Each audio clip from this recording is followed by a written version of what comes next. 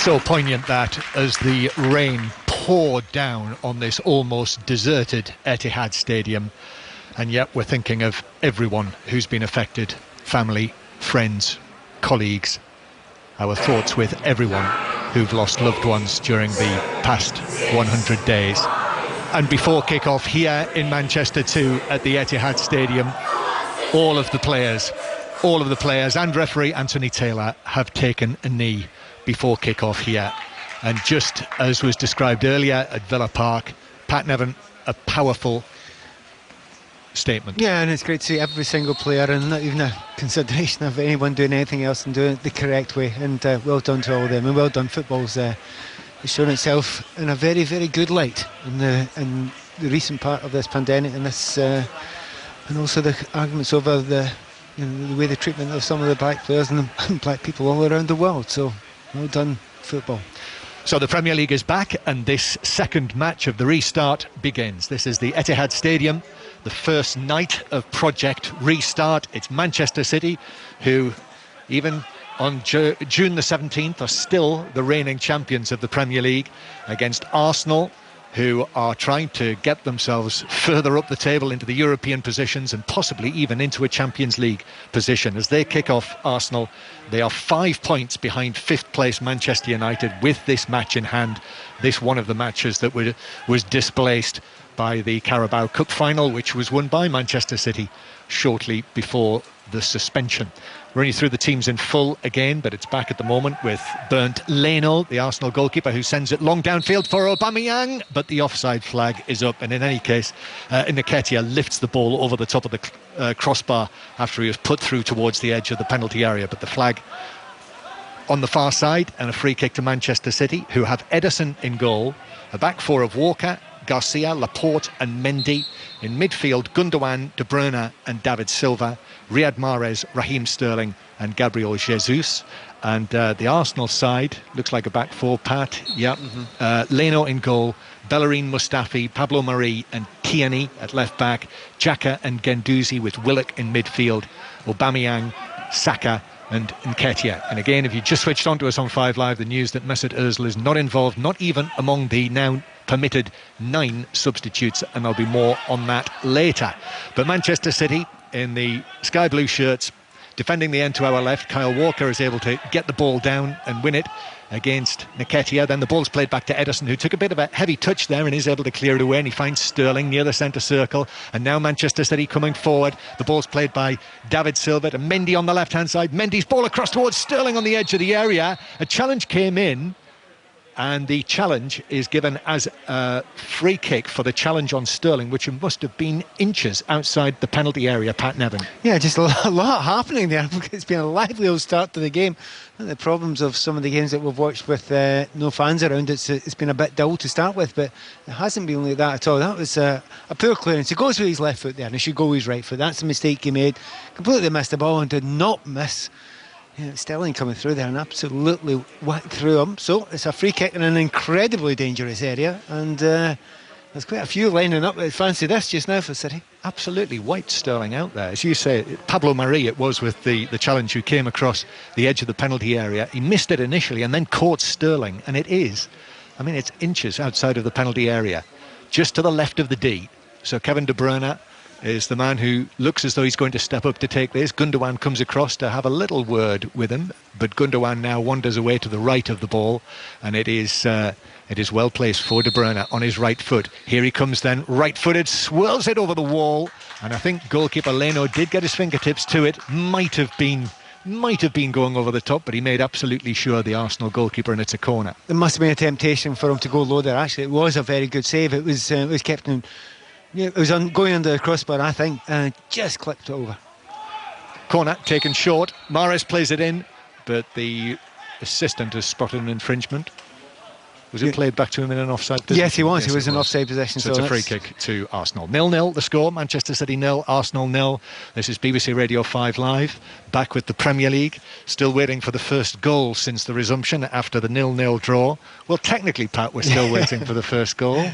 Yes, I think we actually have seen a goal there, and it's a little bit of a shame. Obviously, the ball went over the line. I don't think anybody's really arguing with that just now, but the technology which we have come to rely on, it let us down on this occasion. It's a shame because you watch when we've come into this game and how hard the Premier League have worked to get everything just so, and then one tiny little mistake, and by the way, that turns into a huge mistake. And Xhaka, as we speak just now, is down. He got an injury about 2 or 3 minutes ago. It was a tackle. It often happens, you're getting to the pace of the game, a little clip over the ball, nothing nasty in it at all, but you're just not at 100% able to ride the tackle on it. It's a sore one for him. I think he might have then collided with Guendouzi as well, his own teammate, and as a result he has pain in what looks like his lower right ankle. So this is the first time since the start of the match that we've been able to see what is now the protocol in the Premier League. The medical staff have come on wearing the protective equipment, and we've now actually, there's been a call for a stretcher as well, and this is incredibly unfortunate for Arsenal and for Granit Xhaka as well, and he is in some pain with his lower right ankle. Yes, it doesn't look like it's something like a break or anything like that, because he got up and he had a little bit of a run, etc. It may well, but he's just gone over done the ligaments a little bit. It is very, very painful looking though. Do you know what's an interest? Just an aside here, John. I don't know if everyone's been explained to them. There are 9 substitutes named for each team. Have a look at where they are in front of us here. They're halfway up the stand. They're so socially distanced that some of them are kind of halfway, I'd say beyond halfway up this lower tier of the stand, but near us. They're actually closer to us than they are to Pep Guardiola. Yeah, and I've one of them. Never ever seen that ever. Well, obviously there's lots of things at the moment we've never ever seen before, but there was a bit of a tackle, and you're right, Guendouzi was there involved in that as well. He's just obviously gone over in his ankle and hurt his ligaments a little bit. So he's been lifted onto the stretcher. I mean, that's clearly that's unfortunate, but we did expect there to be problems with injuries in the early stages, but that's just unlucky. Yeah, I mean, you don't really argue about injuries that are, contact injuries. They can happen at any time at all. That's nothing got to do with being, on or off. It just happens now and again. It's more the soft tissue ones that you're worried about, that are strains and things like that. That's what you expect to happen when players aren't, as they say, match fit to a level they would like to be. So it's Dani Ceballos who is going to come on to replace him. Dani Ceballos, still on loan from Real Madrid, who did start 4 of the 6 matches before the suspension.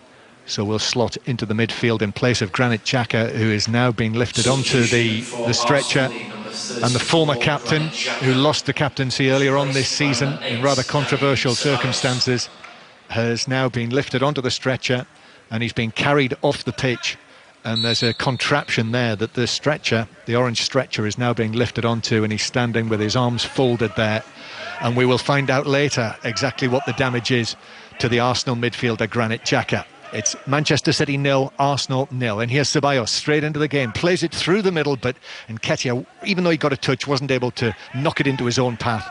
And the touch took it ahead and beyond him through to Ederson, the goalkeeper. And now Manchester City playing from left to right are quickly on the move. And here is David Silva. David Silva slipping the ball into the penalty area. He's looking for Gabriel Jesus through the middle. 2 defenders went with him. And one of them, I think Pablo Mari, got the touch on that to send it behind for another Manchester City corner. It's worth commenting just now the fact that, yes, we've had that little stoppage there. This game has gone at a really good pace. It's been lively right from the start. And we haven't really mentioned it earlier. Saka, who's actually playing on the right wing. So it's almost a 4-3-3 that Arsenal have matched up with City. De Bruyne then with the corner from the left-hand side to the edge of the 6-yard box. It was headed away, then it's drilled back in by Mahrez. Took a touch in there somewhere. I think the Manchester City players are claiming to Anthony Taylor that it was an Arsenal player who got the flick, and Anthony Taylor is maintaining that it was not. I thought it was Sterling. It was an Arsenal player, however, Sterling was offside beyond him. He was. But it was Bellerin. And Anthony Taylor stood firm there, so it is a free kick to Arsenal. Manchester City 0, Arsenal 0. So the rain continues to pour down. We've had claps of thunder over the course of the last half hour or so, but it's quite a mild evening, nevertheless, as you would expect for the middle of June. And the scene inside the ground here, there are absolutely no paying spectators, obviously, with the match being played behind closed doors, but round about 300 people. The media in front of us here on the benches are all very well spaced out. As Pat suggested, the substitutes are down there in front of us. I did at some point see Mike Summerby pictured, who is here inside the ground with his face covering on, and actually up above us, in the tier above us, that's where many of the television broadcasters are. So Guy Mowbray for Match of the Day is up there, so I've not clapped eyes on him this evening. But 0-0 the score, and offside flag up against Arsenal, and a free kick to Manchester City, who I must say have dressed the Etihad Stadium brilliantly for this resumption. There are no spectators in the stands, but the banners and the variety of banners that are in the stands are something to behold. So the supporters clubs of Manchester City have done a great job there. I'm sure we'll see that replicated as Mahrez plays the ball through for the run of Gabriel Jesus, who can't reach it, and it's through for a goal kick to Arsenal. Yeah, I'm sure we'll see lots of imagination from the clubs in the way that they do things, but there's a great touch of humour, isn't there, Pat, with what Manchester City have done, because all around the lower section here, all of the banners and the canvases that are covering the seats have got the phrase "We're not really here," which relates to the famous Manchester City supporters song, and it couldn't be more appropriate. They're not here at all. Well, there are kind of some here, because behind both goals there's kind of large screens where a number of fans, 1, 2, 3, 4, 5, 6, 7, 10, 16 it is. 16 is it. I'm trying to work it out there from here. It's difficult to see because it's a bit on either side. So if you score a goal, you can run towards the fans on a screen if you get a chance. I actually won't be surprised if in time that is, taken all the way along behind both goals, and it feels as if you're playing in front of a whole bunch of supporters, even though some of them quite clearly are sitting watching it on the telly. Yeah. Or listening on the radio, indeed. So it's a good pacey start to the game. Arsenal, Mikel Arteta back here at the Etihad Stadium for the first time since he gave up the position as the assistant manager under Pep Guardiola to go and take over the Arsenal job, already having lost Granit Xhaka and bringing on Ceballos in midfield to replace him. We've got 11 minutes on the clock. It is Manchester City 0, Arsenal 0, and we will obviously at half-time have more on that game at Villa Park, the first match of the resumption, and the controversial decision, the fact that Hawkeye technology did not work. De Bruyne now for Manchester City, breaking away from inside his own territory. That's a powerful run, gives it to Sterling, left side of the box. Sterling tried to knock it back across, but it was deflected on the edge of the 6-yard box. But a lightning break to go with the atmospheric conditions above the Etihad Stadium from Manchester City there. Brilliant by De Bruyne, wasn't it? I mean, he just rolled Guendouzi, I think it was, in the centre of the park there, but he doesn't play an early ball. He is the master of waiting to the correct second. He draws the defender and then he releases it at the right second. It's amazing how easy he makes that a look, and it's amazing how few players can do it to the level he does. And that's it, Pat. That's it. That's the first time that I've noticed it in terms of how it is for us with the commentary, because if you had well over 50,000 people inside here and De Bruyne was doing that, then the crowd noise would rise as De Bruyne brought it forward and crossed the halfway line. For this, nothing. Yeah, but oddly, I've just seen a very, very similar moment there. That Arsenal had the ball. Saka, his ball in from the right-hand side, left-footed, aiming towards Nketiah in the middle, who got a touch on it but could only deflect it well wide by 3 or 4 yards of the near post. Goal kick, Manchester City 0-0. Shows the difference in quality of vision of a top player, as in one of the world-class players around. Nketiah had the ball in a not dissimilar position to which De Bruyne had it just a minute before, and he had the ball to play into Aubameyang. He didn't play it, he didn't see it, he didn't time it. Whereas if that's De Bruyne, you don't even need to look. You know he's going to put it there on a plate to his forward running through. So a new role for Saka, out on the right-hand side of a front three. I've been really impressed with what I've seen of him so far in what you would call his breakthrough season, the 18-year-old, the Arsenal Academy boy, as he was. As Kyle Walker for Manchester City on the edge of the area has to stretch and head the ball back to Ederson because Aubameyang was behind him, and Manchester City start again from the back. It kind of helps that the rain has come down because the ball is zipping along. You almost can't help playing at a higher pace when the ball zips along like that, because you can't take any chances. You need to get behind the ball if you're a defender. So, it's made it a livelier start, sharper start. 0-0 the score. Liverpool playing on Sunday night. So were it not to go Manchester City's way tonight, if Arsenal win this, as Ceballos is caught there by De Bruyne and has gone down quite dramatically, just slightly beaten to it by a millisecond by De Bruyne, who caught the player instead, and it's a free kick to Arsenal, 10 yards inside their own half. Did they catch him? I'm not sure there was a toenail, possibly. It certainly didn't deserve the writhing and rolling about that we saw there from Ceballos. He was going to make sure he got that free kick, Pat, yes. And he got it. So if Arsenal were able to win this evening, you probably know this already. If you're a Liverpool supporter, you probably worked it out months ago in the first game back. That would mean that Liverpool would be able to clinch the title finally against their rivals Everton on Sunday night. That also is a 5 Live commentary match. How strange will that be? A Merseyside derby without any atmosphere. Yeah. Well, also on top of that, no team, and it's hard to explain why you hate anybody winning the league title in your place. It's just a thing you don't like happening to other people celebrating in your home.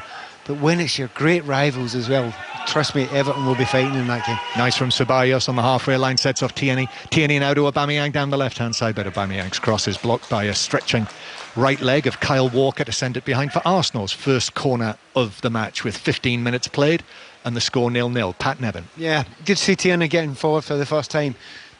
Tierney's an incredible player. I don't use that word lightly, don't use it often. He is an incredible football player. He should light up the Premier League. When he is fully fit, he will be a star in this league, but just not seen enough of him yet. No, it's only his 12th appearance for Arsenal. Saka with the corner from the left-hand side. An outswinger to the near post, which is headed away. Comes out for Arsenal, lifted back to Saka. But Gabriel Jesus is there to leap ahead of Saka and deflected out of play for a throw into Arsenal just down in front of us. And Kieran Tierney will take this. He's had a couple of injury problems during the course of this season. Recovered now from the latest of them, which was a dislocated shoulder. But only his 12th appearance, only his 10th start for Arsenal since his £25 million signing from Celtic last summer. Trust me, he was cheap at the price. Seriously cheap at the price. I mean, to explain to people who hadn't seen him and we've watched him in the Scottish game, certainly he's thought of as the best left-back in Scotland. And you consider who the other left-back is, and he's considered by most Scots as the best left-back, and that's high praise. Yep, I know that you were flying the flag for him long before he eventually made that move down south, and of course he is still only 23 years old, Kieran Tierney. So Arsenal, who are in this much darker kit this evening, and we can clearly see from where we sit here, Aubameyang's the closest Arsenal player to us. Instead of the player's name on the back of the shirt, it is Black Lives Matter above the numbers, which will be the case for the first 12 matches of this season. So these two and the matches over the course of the weekend. And the next two are along on Friday night. They too are both 5 Live commentary matches. Norwich Southampton at 6 o'clock and Tottenham against Manchester United at 8:15. But it will, as the phrase goes, come thick and fast from this point on. Here is Laporte, another player who has recovered from a season of injury problems. Leroy Sané, incidentally, in case you weren't listening earlier, is among the substitutes this evening, having not played since the Community Shield. Here is Walker for Manchester City, just inside the Arsenal half. Ceballos, hair tied tightly up behind his head, comes in with a challenge and slides it out of play for a throw-in to Manchester City down the right wing. Mikel Arteta wanders to the edge of his coaching area, a little black jacket, which seems to have like a shine on it now because it's so wet in the Manchester rain. Here's Laporte, Manchester City's number 14, to Mendy, then in field. And then Gundogan sends an aerial ball over the top. De Bruyne makes a run out towards the right-hand side into the full-back position. He's got support there from Mahrez. Mahrez back to De Bruyne. Now back to Mahrez again. First-time touch from him. Kyle Walker pulls the ball right-footed, square to Laporte, who had a look up and then finds Sterling near the left corner of the penalty area. Mendy is there as well. Back it comes to Sterling. This is very familiar, even in unfamiliar surroundings for a Premier League match without any supporters. The way that Manchester City are teasing the ball from one side to the other and putting their opponents under pressure is very, very familiar.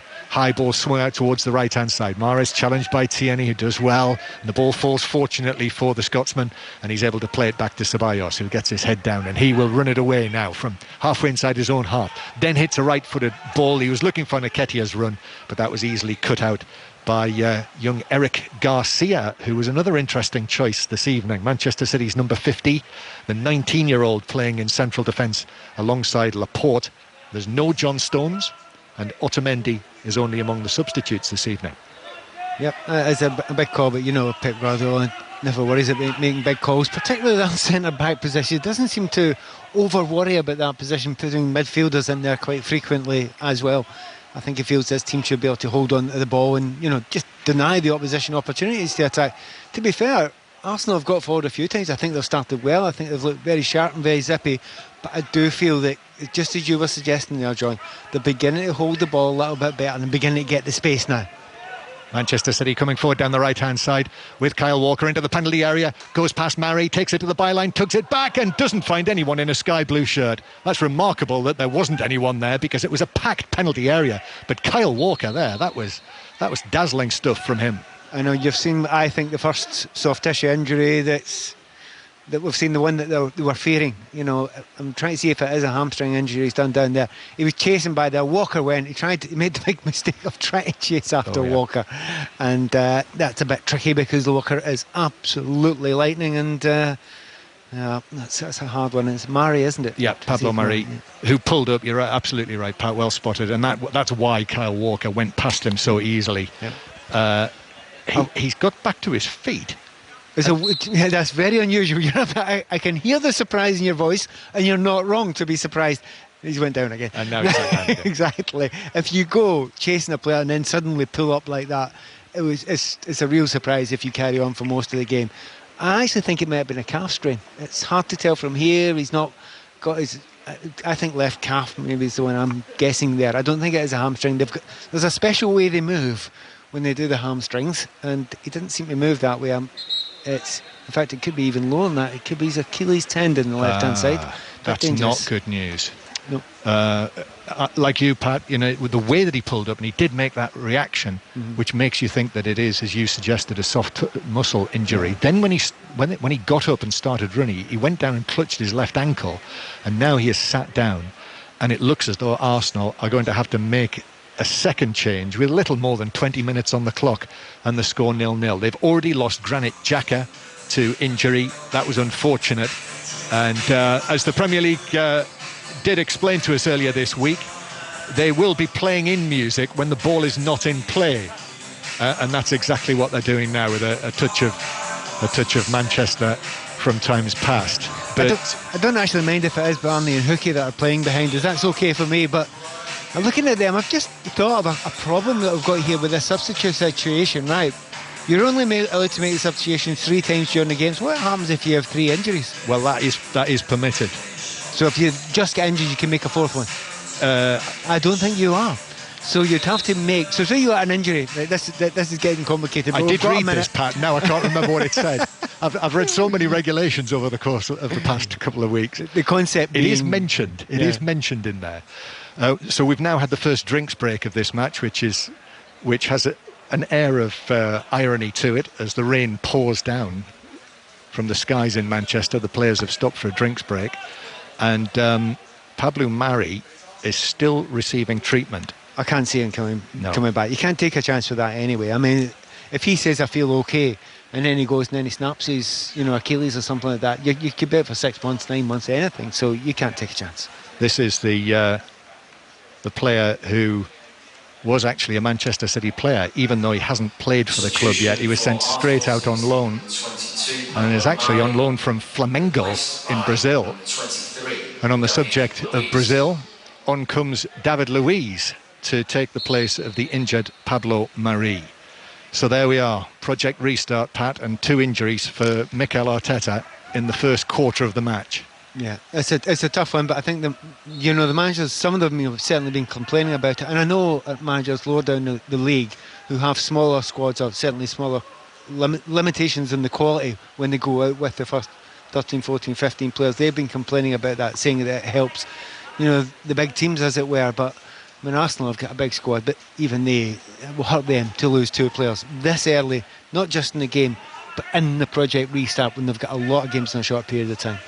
Yes, I think what a number of the managers said about the 5 substitutes favouring the clubs towards the top of the Premier League, all you have to do to back that up is look at tonight's list of Manchester City substitutes, which is frightening, really.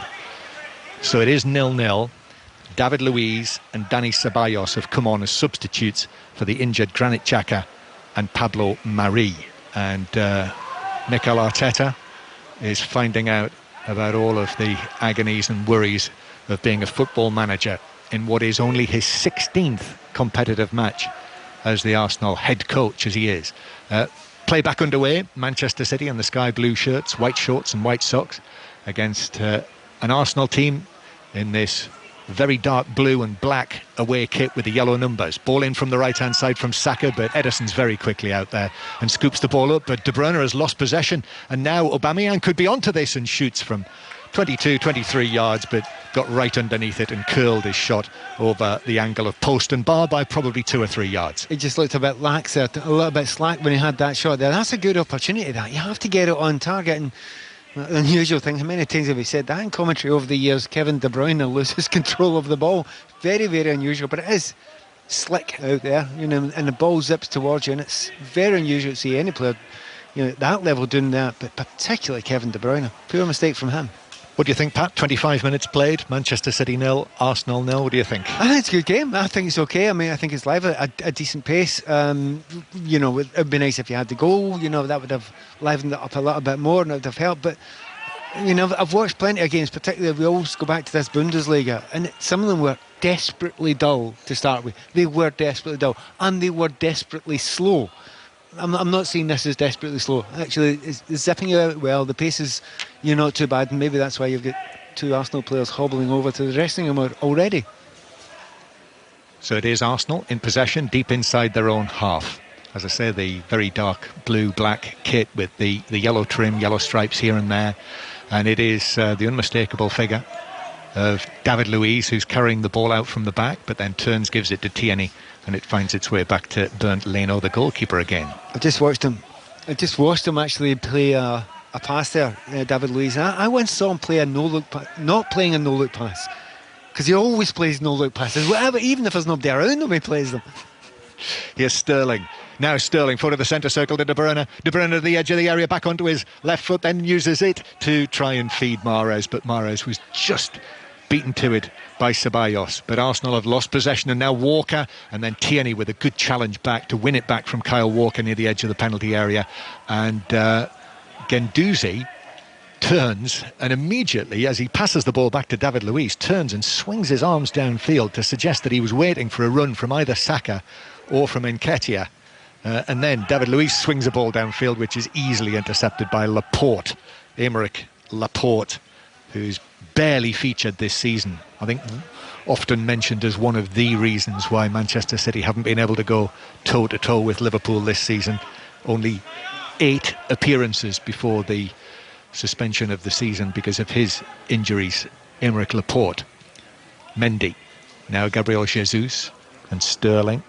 And Jesus trying to take it on there, but it runs away from him and is played back towards goalkeeper Leno in the end to our right, just in front of where the video screen is. Are those people they are. Those people are actually moving. Yeah, they're watching that video screen. Yeah, so they are live. I'm going to...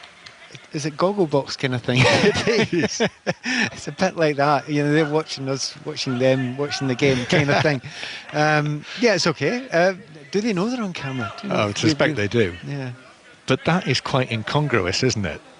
I don't know. It's better than nothing. You know, you want some fans. You know, I think of it purely as a football player. You know, you're on there. You want noise. You want fans. You want atmosphere. You want something to react to. It does help. Well, this is actually a decent game. And here is De Bruyne now on the edge of the area, who claims he was shrugged off the ball. It bounces through. De Bruyne says that, in fact, that as the challenge came in, that took it away in behind. But referee Taylor and his assistants are saying, nope, it's a goal kick. But if they had something like this at Villa Park, having listened to Ian Dennis and Clinton Morrison, they might have been tempted at one stage to watch the supporters on the big screen. But here Manchester City winning it back, and Guendouzi, who lost possession in the first place, did well actually to block the pass. And now Arsenal are off over the halfway line. Here's Ceballos cutting in field. Ceballos, one of the 2 Arsenal substitutes used already. He gives it square. Now it's flicked on down the right-hand side for Saka. Aubameyang's in the middle. Nketiah's there as well. Back comes the pass towards the right-hand side. The cross is deep, but Walker is able to chest it back to Ederson, who had to stretch actually to stop it from going behind for a corner. But the Brazilian goalkeeper, making his 100th Premier League appearance tonight, was able to claim it quite comfortably. And the score remains Manchester City 0, Arsenal 0. And I can tell you we will hear from Chris Wilder, the Sheffield United manager, at half-time. If you've just switched on, the big talking point, the big controversy from that first match was that Sheffield United had a perfectly good goal that was not given by the goal line technology, and Hawkeye, the operators of the technology, have issued an apology, and basically they have given a big mea culpa there, Hawkeye. Yeah. And you know, it's such a shame though, because I mean, the referee's probably thinking to himself, do you know what, if he gave me the chance to make a decision, I'd have probably given a goal there. But I have to trust the technology, and that's going to be tough for the referee, but it's going to be a wee bit tougher for Chris Wilder, I would imagine. Hard one to take. Sterling can't keep the ball in over there on the far side, and it rolls over the line for a goal kick. I'm told that Chris Wilder, one of the things that he said was that the Aston Villa goalkeeper Neeland was, quote, halfway up the Holt end when he pushed the ball back over the line. It is 0-0 here. Manchester City 0, Arsenal 0. Some decent play. De Bruyne with a free kick that Leno pushed over the top of the crossbar. I think that's the closest we've come, Pat, isn't it? Yeah, I mean, it was on. I think it was on target, and he's got to it, and in the way he should get to it. Really, you know, there's a bit of pace in it, but he should get to that one.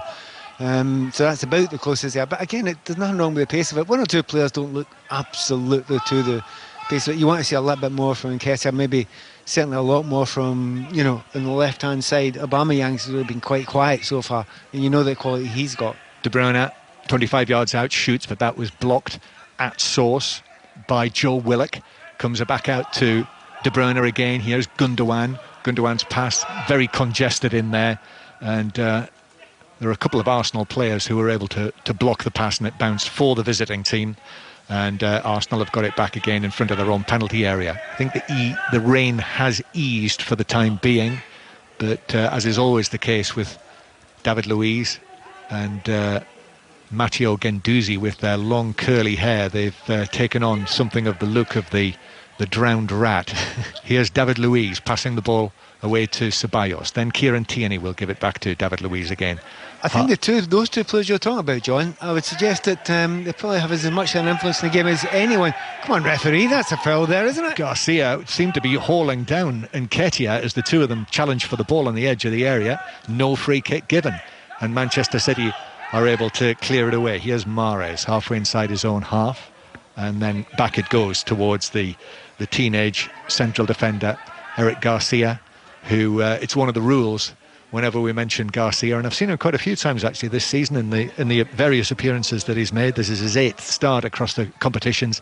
Is quite simply the fact that he is not very tall for a central defender.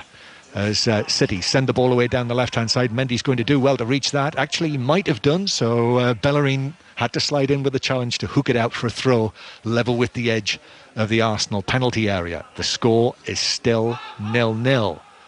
Throw back towards the halfway line. Just getting another chance, Pat, to see that tangle between Garcia and Nketiah, as the two of them were challenging near the edge of the Manchester City box. I think the reason why you see a replay of it is because there's a big question mark over it. Certainly his arm's out there, and in other situations the referee would have given a free kick, and that would have been a very dangerous position for Arsenal.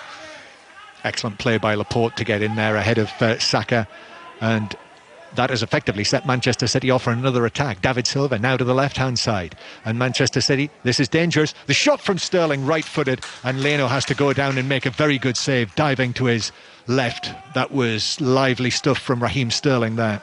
Corner. For all the fact that, I think Arsenal are playing well, I like the look of Ceballos and Guendouzi in the midfield together. Really hard working. As a duo, they look good in there together. You add what Tierney can give there, and you're thinking, actually, I like the look of this group here. However, when Man City get beyond that midfield, they look incredibly dangerous. And by the way, they always do anyway.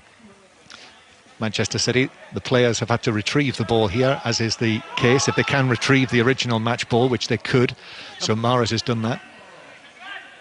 Mahrez gets it back on the right-hand side after a short corner. Still a packed penalty area. Mahrez's cross is easily blocked by Saka. Comes out to Walker. Still the penalty area is packed. Arsenal have got everyone back there. Manchester City now with the ball more centrally. Still Arsenal have got everyone in there. Walker. And then to David Silva, who turns onto his left foot. Square ball from him. Sterling. Sterling now to the edge of the box. Gabriel Jesus. Little ball into the area. David Silva with a shot. And a save from Leno, who went down well to parry it. And was perhaps a little fortunate that it fell to an Arsenal teammate who was able to clear it away. First moment of real class at Manchester City. Absolutely tore them apart there. Got into the byline. The place they like to get. Cut back. Couldn't finish it. Still, Manchester City come. The score 0-0. Mahrez now on the right-hand side. Mahrez gets it down. Turns. Oh, that's a lovely turn. Onto his right foot. And then gives it back towards the figure of Kevin De Bruyne behind him. That was almost a Cruyff turn. It was. Tierney half fell for it, but it didn't get by him. That's a big thing for him. Tierney's getting really good help there when Mahrez gets the ball. Back comes Ceballos and really helps him out. There's those overlaps coming from Walker. Obviously, De Bruyne goes there sometimes as well. But he's worked really hard. So I'm impressed with the substitute. I think he's did very well since he came on. A couple of decent saves by Leno then. Yeah, got down really quickly there. And of course, we've mentioned the fact it's very zippy out there. The ball's a bit slippy. He needs to get down. But it's one of those ones that is a classic. Well done, good save. Had he not saved it, we'd be hammering him. Yes, yeah, but still smart saves, I think you'd call that, wouldn't you? Here's De Bruyne now, 25 yards out. De Bruyne, Manchester City just beginning to cook here. Now the ball to the edge of the area. De Bruyne tried to lay it off and passed it straight to Nketiah, and Arsenal should bring it away. They've recovered and weathered a bit of a Manchester City storm there for a few minutes as Laporte is able to stretch and nicely see the ball back to Ederson ahead of Saka, and Manchester City can start again, Pat Nevin. It's been hard for Saka to get into game, hasn't it? We know his qualities. Quite often left-hand side, watch him here quite a lot of the time, but he's right-hand side and he just isn't getting in. He's against a good player. I mean, Mendy's a top-quality player. I mean, and he's got much, much fitter after a long period out, but I think they would like to get him into the game just once or twice, run at Mendy and see, are you fully fit? Because he's one of those players and he's a big, big lad. Sometimes those are the players that take a little bit longer than everyone else to get fully match fit and as lithe and as lively as the rest of them. Manchester City 0, Arsenal 0, and Manchester City attacking again. David Silva now to the left-hand side. Back it comes to David Silva. He's through the challenge on the edge of the box. David Silva into the area, then works it back to De Bruyne on the edge of the box. De Bruyne now to Mahrez. Mahrez is in, but Leno comes out really well and narrows the angle and actually makes a blocking save just as Mahrez tries to shoot, and the ball ricochets away out of play for a throw. Just the usual one, the ball from De Bruyne again. Absolute genius. Shreds the whole defence. I mean, I'd say most players, I'd say 80-90% of players try and have a shot there, and it gets blocked down because there's two defenders running towards him. Just slips the ball perfectly through, and it should have been a goal, but good save. Yeah, so much for players being rusty. That was right out of the De Bruyne playbook, that pass. Beautifully measured to Mahrez, and that was smartly done again by the Arsenal goalkeeper to make the save. He's now kept out Sterling. It was David Silva with the second shot, wasn't it? Yeah, Silva. Yeah, David Silva and Mahrez having made that earlier save from the De Bruyne free kick. So Manchester City 0, Arsenal 0 remains the score, but Manchester City are beginning to turn it up with 6 minutes to go until half-time. It's a very Manchester City performance now, isn't it? Yeah, I think Arsenal started really lively, really sharp, trying to ask questions of the opposition. But slowly but surely, they get the ball, they hold the ball, they control it, and the opposition just fall further and further and further back. And they then have control of the game. And you can see it now. They've got, I wouldn't say total control of the game, but they're probably back up to, in the last 10 minutes, 70 or 80% of the possession again. Manchester City are parked halfway inside the Arsenal half to our right. Mahrez across to De Bruyne. De Bruyne's ball into Sterling. Outstanding. And then Sterling lifts it over the goalkeeper, but over the bar as well.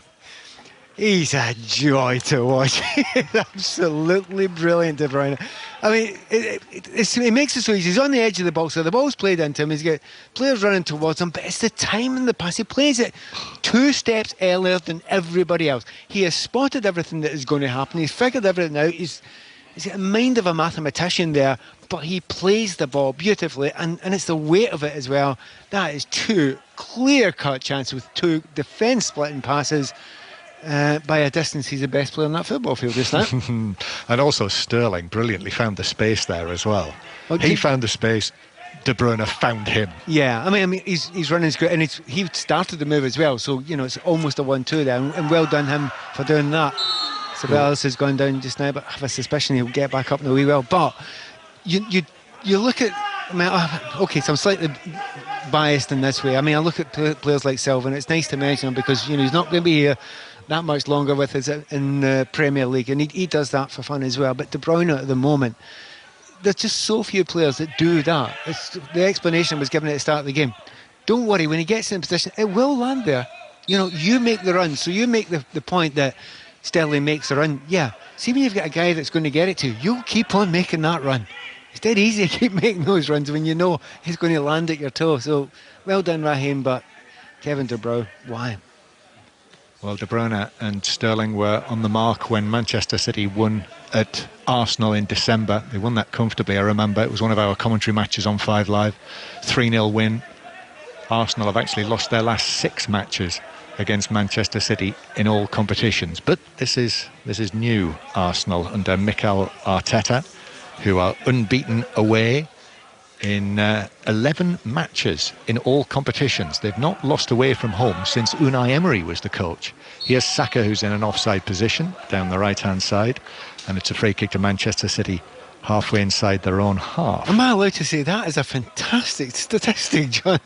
I would never have guessed that. Absolutely never have guessed that. Well, strange you should say that, Pat. I think the break, I wouldn't be at all surprised if quite a number of people had forgotten that Arsenal were in very decent form just before it all closed down, even though they were knocked out of the Europa League by Olympiacos, rather surprisingly. But there were definitely promising signs in that latter of the opening period under Mikel Arteta. 0-0 the score tonight, and they're fortunate still to be level in this match. They've got their goalkeeper to thank for that, and a little bit of wasteful finishing from Sterling there. It would have been a glorious goal if he'd been able to find the net for the first time in 13 matches, Raheem Sterling.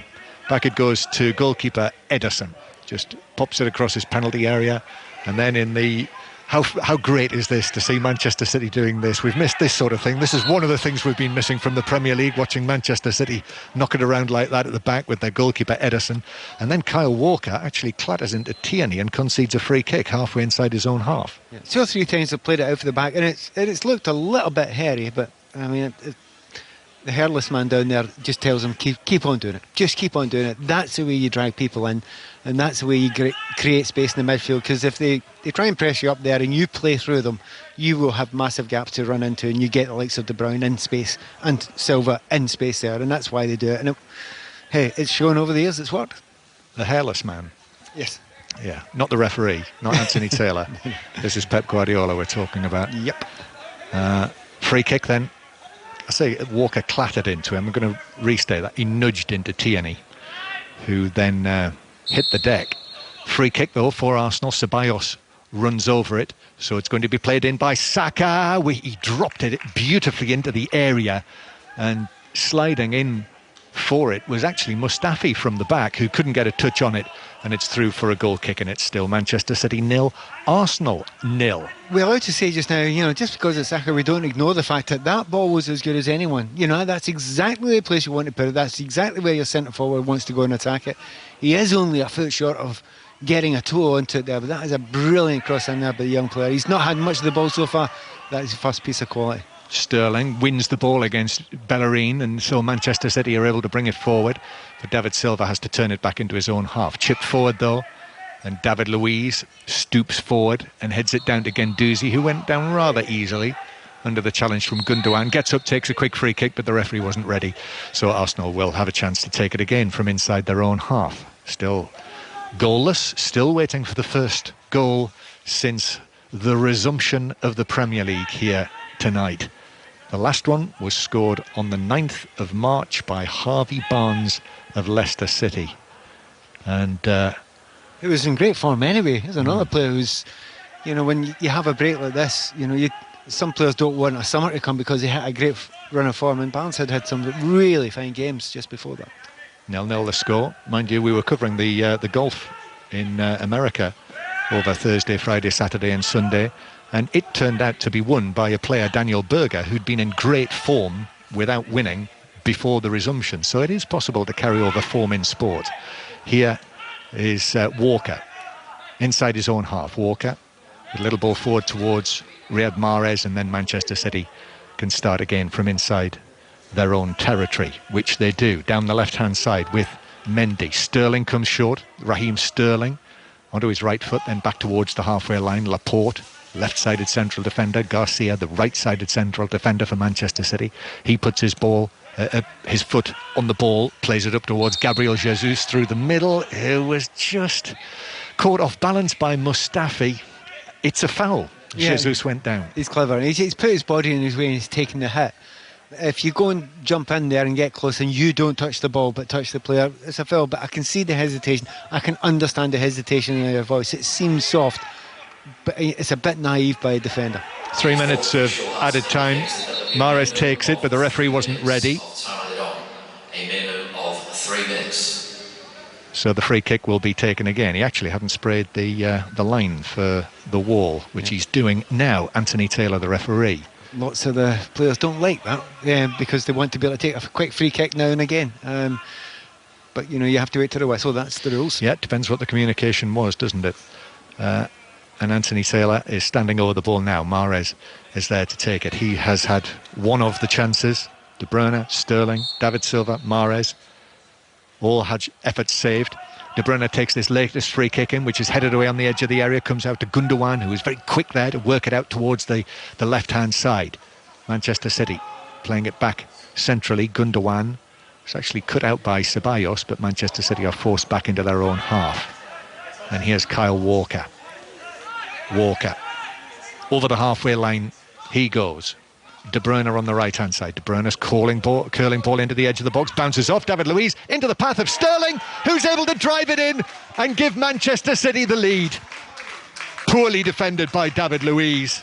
It bounced perfectly for Sterling, who was able to score on the volley from the right side of the box, flashed it past Leno in the Arsenal goal for Sterling to score his first goal since December, his first goal of 2020. Raheem Sterling. And it's Manchester City 1, Arsenal 0, and we have the first goal since the resumption of the Premier League. Do you know, the ball was played in there. I'm trying. It was as ever. Of course, it's De Bruyne. He's played it round the corner. The problem is, it's not a good ball. It shouldn't be David Luiz. Like, David Luiz, he's put his left thigh up to it, but he just misread it because it zipped off the ground. That's not an excuse. You should know what the conditions are. You should get your body in the way of it and just let it hit you and play out. Just a little bit slack. We've heard that phrase before about David Luiz, but it's definitely a bad mistake there because the ball in by De Bruyne this time wasn't perfect. And the first goal since the resumption of the Premier League is scored by one of the footballers who's been making the biggest impact off the pitch during the course of this pandemic. Raheem Sterling, who has really stepped up and matured and spoken so well over the Black Lives Matter issue over the course of the past couple of weeks or so, and he absolutely buried that into the back of the net. He did. I mean, we say he's spoken well over the last few weeks, but I assure you, you feel exactly the same as I do. He's spoken well for a lot longer than that as well, hasn't he? He's been absolutely brilliant. He's grown and grown, not unlike Marcus Rashford, just grown and grown as an individual, and you know, he's a credit to football at the moment. Yeah, he's a superstar in more than one sense of the word. As Gundogan is fouled 5 or 6 yards inside the Arsenal territory, and it's a free kick to Manchester City. But from a footballing point of view, David Luiz, that that was not a vintage piece of defending from the Arsenal man. The substitute who came on into the game, Walker, with the free kick, has gone for goal from near the halfway line, but it just drifts through for Leno, who's able to take it down. And we reach half-time with Manchester City having scored in added time at the end of the first half. Raheem Sterling, after the error from David Luiz. So Manchester City are 1-0 up, Pat Nevin.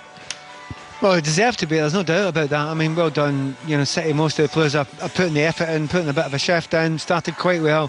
Slowly but surely, Manchester City took control of the game, and there was a period of 20-25 minutes there when De Bruyne was running it, and he was just picking out forwards for fun.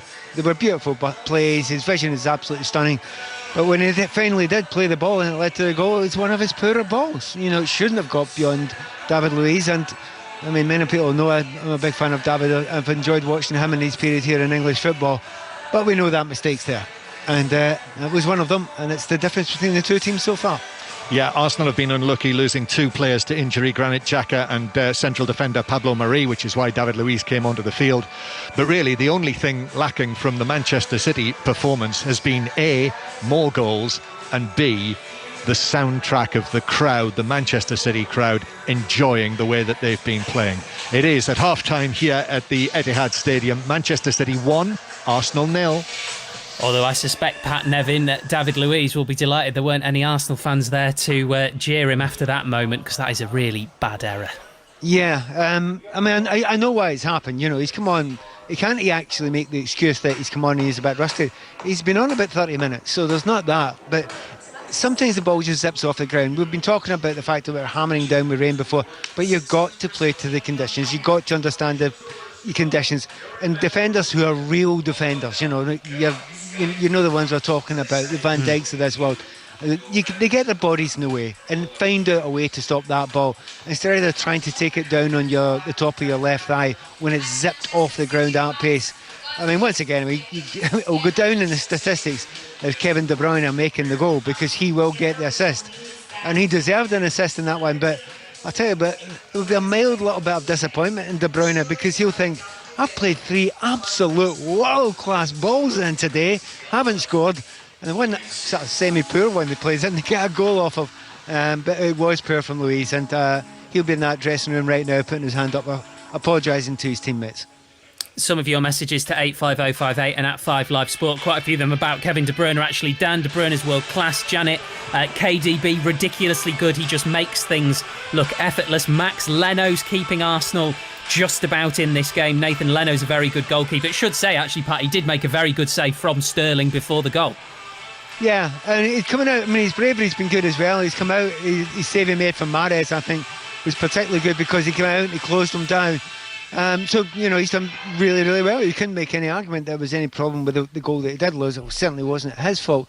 So, yeah, he's been probably the most influential player in that Arsenal team, which tells you a story of what the half is increasingly developed into.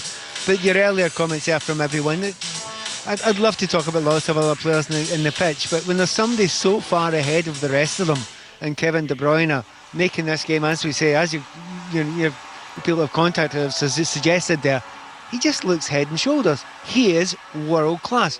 You don't say that and think you're going to be accused of hyperbole.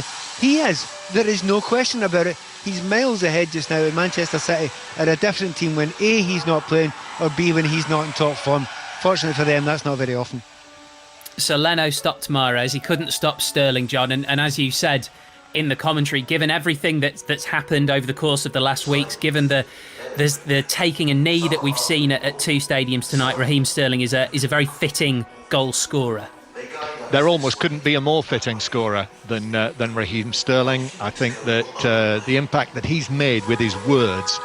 Another excellent interview with Micah Richards that we played out on 5Live Sport last night, but certainly the interview with Newsnight, which I thought made so many great points, and it wasn't a reactionary interview.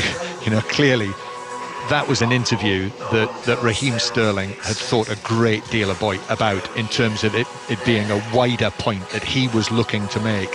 And it's not just that. I remember speaking to him that night in Montenegro after the England team and Sterling in particular received terrible racism that evening, and just spoke so well about it. So after everything we've seen with those particular events. I think for Sterling to be the man who scores the first goal of the resumption of the Premier League, I think is entirely fitting. And particularly fitting because it was a day, an evening which started off with this powerful moment. After a gap of 100 days, the top flight returns for the longest season in the history of English football. The eyes of the world are watching, but you're listening to BBC Radio 5 Live. The Premier League is back. And this is a very symbolic moment because on the whistle from Michael Oliver, everybody has taken the knee. That is an extremely symbolic and significant moment as the play now is underway and Sheffield United are on the attack. But with the eyes of the world watching, that was a huge moment, a global platform to maintain the moment. That happened before Aston Villa Sheffield United, which was our first commentary game of the evening. It finished 0-0. Hawkeye have apologised after failing to award Sheffield United a goal in that game. Villa keeper Eric Nyland carried a free kick from Oliver Norwood over the line, but the goal line technology didn't pick it up. Here's Chris Wilder's reaction. Well, I think Hawkeye have apologised and made a statement. Nothing's come out from the Premier League yet, so I should imagine something will. The referee had a feeling that it was a goal. Both sets of players, both sets of staff, I believe, had that feeling that something just wasn't right. The goalkeeper was halfway up the alt end when he's trying to claw it back, and that's how it fell. And we asked Chris Kavanagh, the fourth official, surely it goes to VAR. And as I said, how long does it take? And if it takes 10 minutes, if it takes 15 minutes, we'll wait. We'll hang about. We'll do a few strides. We'll do a few stretches, and we'll wait for the right decision. But I always thought that this is what we're talking about with VAR. We're looking to get the right decision. And for Hawkeye to say that 7 camera angles has not got it right, I find it incredibly difficult to take. And can I just ask about the statement the players all took the knee, and the referee? What's your thoughts on what a powerful statement it was? Yeah, combined with Aston Villa, club I've got enormous amount of respect for, in conjunction with them, Dean, the 2 managers, the 2 CEOs who are in dialogue, the 2 boards, and most importantly the captain and the players. Both sets of clubs wanted to make a powerful statement, and we've made it, and then we tried to get on with playing a game of football, and I think that both teams give it a go. Not a great match, not one of high quality, and maybe me and Dean have set our bar too high really, and maybe we should feel maybe a little sympathy for the players because of what supporters bring to the game of football. And I think, you know, through this period going on, I think we should never underestimate what drive, ambition, enthusiasm that they all give us.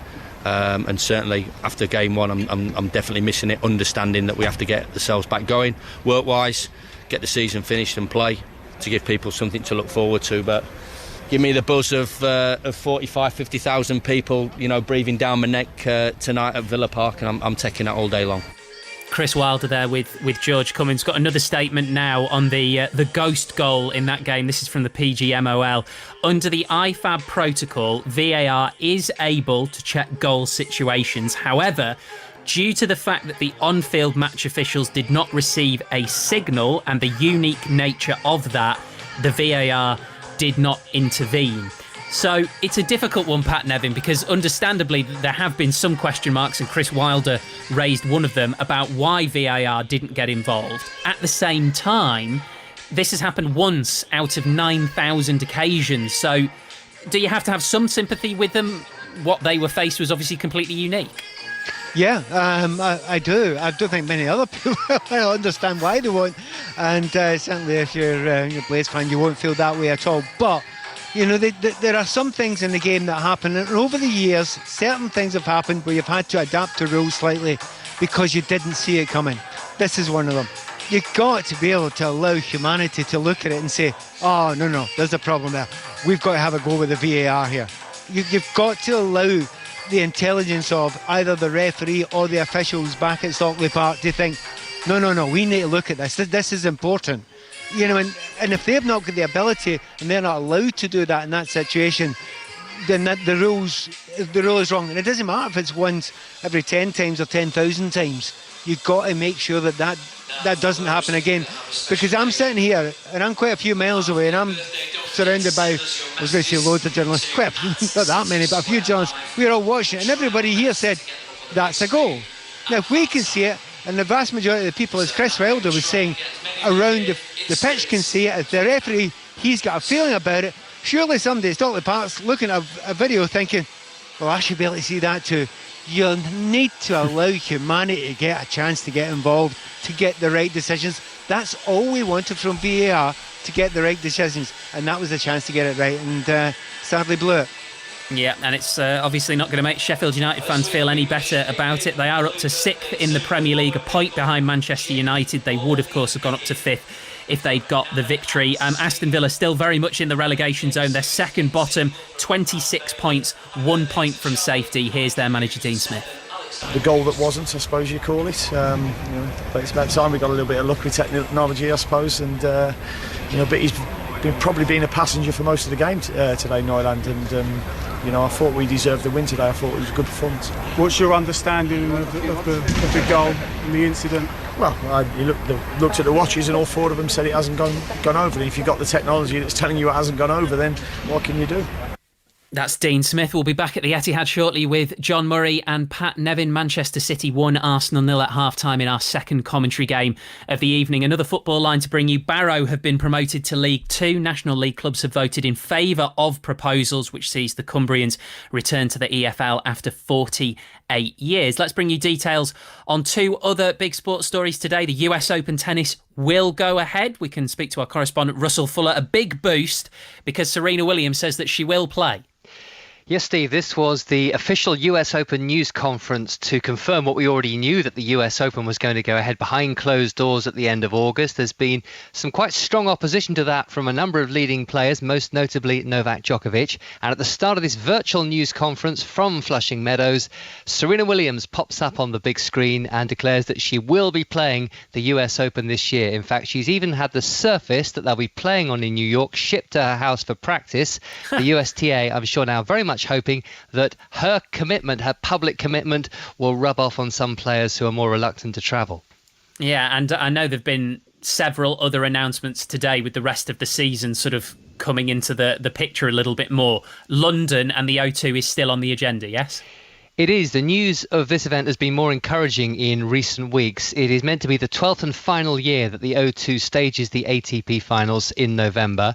It's still very much part of the ATP's plans. It's not absolutely set in stone yet. It would be possible, I'm told, to stage it behind closed doors because broadcast revenue is sufficient. But there have been 1 or 2 encouraging noises from government in recent weeks that it might be possible to play that, perhaps with a limited number of spectators. So that's one to look forward to, possibly. We've also had the rest of the schedule. Professional tennis will resume on Sicily in Palermo, the Palermo Ladies Open on Monday, August the 3rd. Thank you, Russell. Elsewhere, the world 100-metre champion Christian Coleman has been provisionally suspended. This is after he missed 3 drugs tests during 2019. Our athletics correspondent Mike Costello is with us. How serious a breach then is this, Mike? Yeah, he looks to be in some trouble, Steve. Last year he got off on a technicality based on a backdating system after a similar offence, which some regarded as ridiculous, but he got his reprieve, went on to win the 100 metres gold at the World Championships, but now he's missed another test, a third within 12 months, and so he's facing possibly a 2-year ban. He says in this latest instance he was 5 minutes away doing some shopping and could have got back home had the testers rung him. Now the Athletics Integrity Unit, who are dealing with the case on behalf of World Athletics, have responded by saying that a phone call from the testers in these cases is discretionary and not mandatory, so he does seem to be in some trouble. Yeah, and what wider impact potentially could this have? Well, it's another stain on what is for many the glamour event of the sport, the men's 100 metres.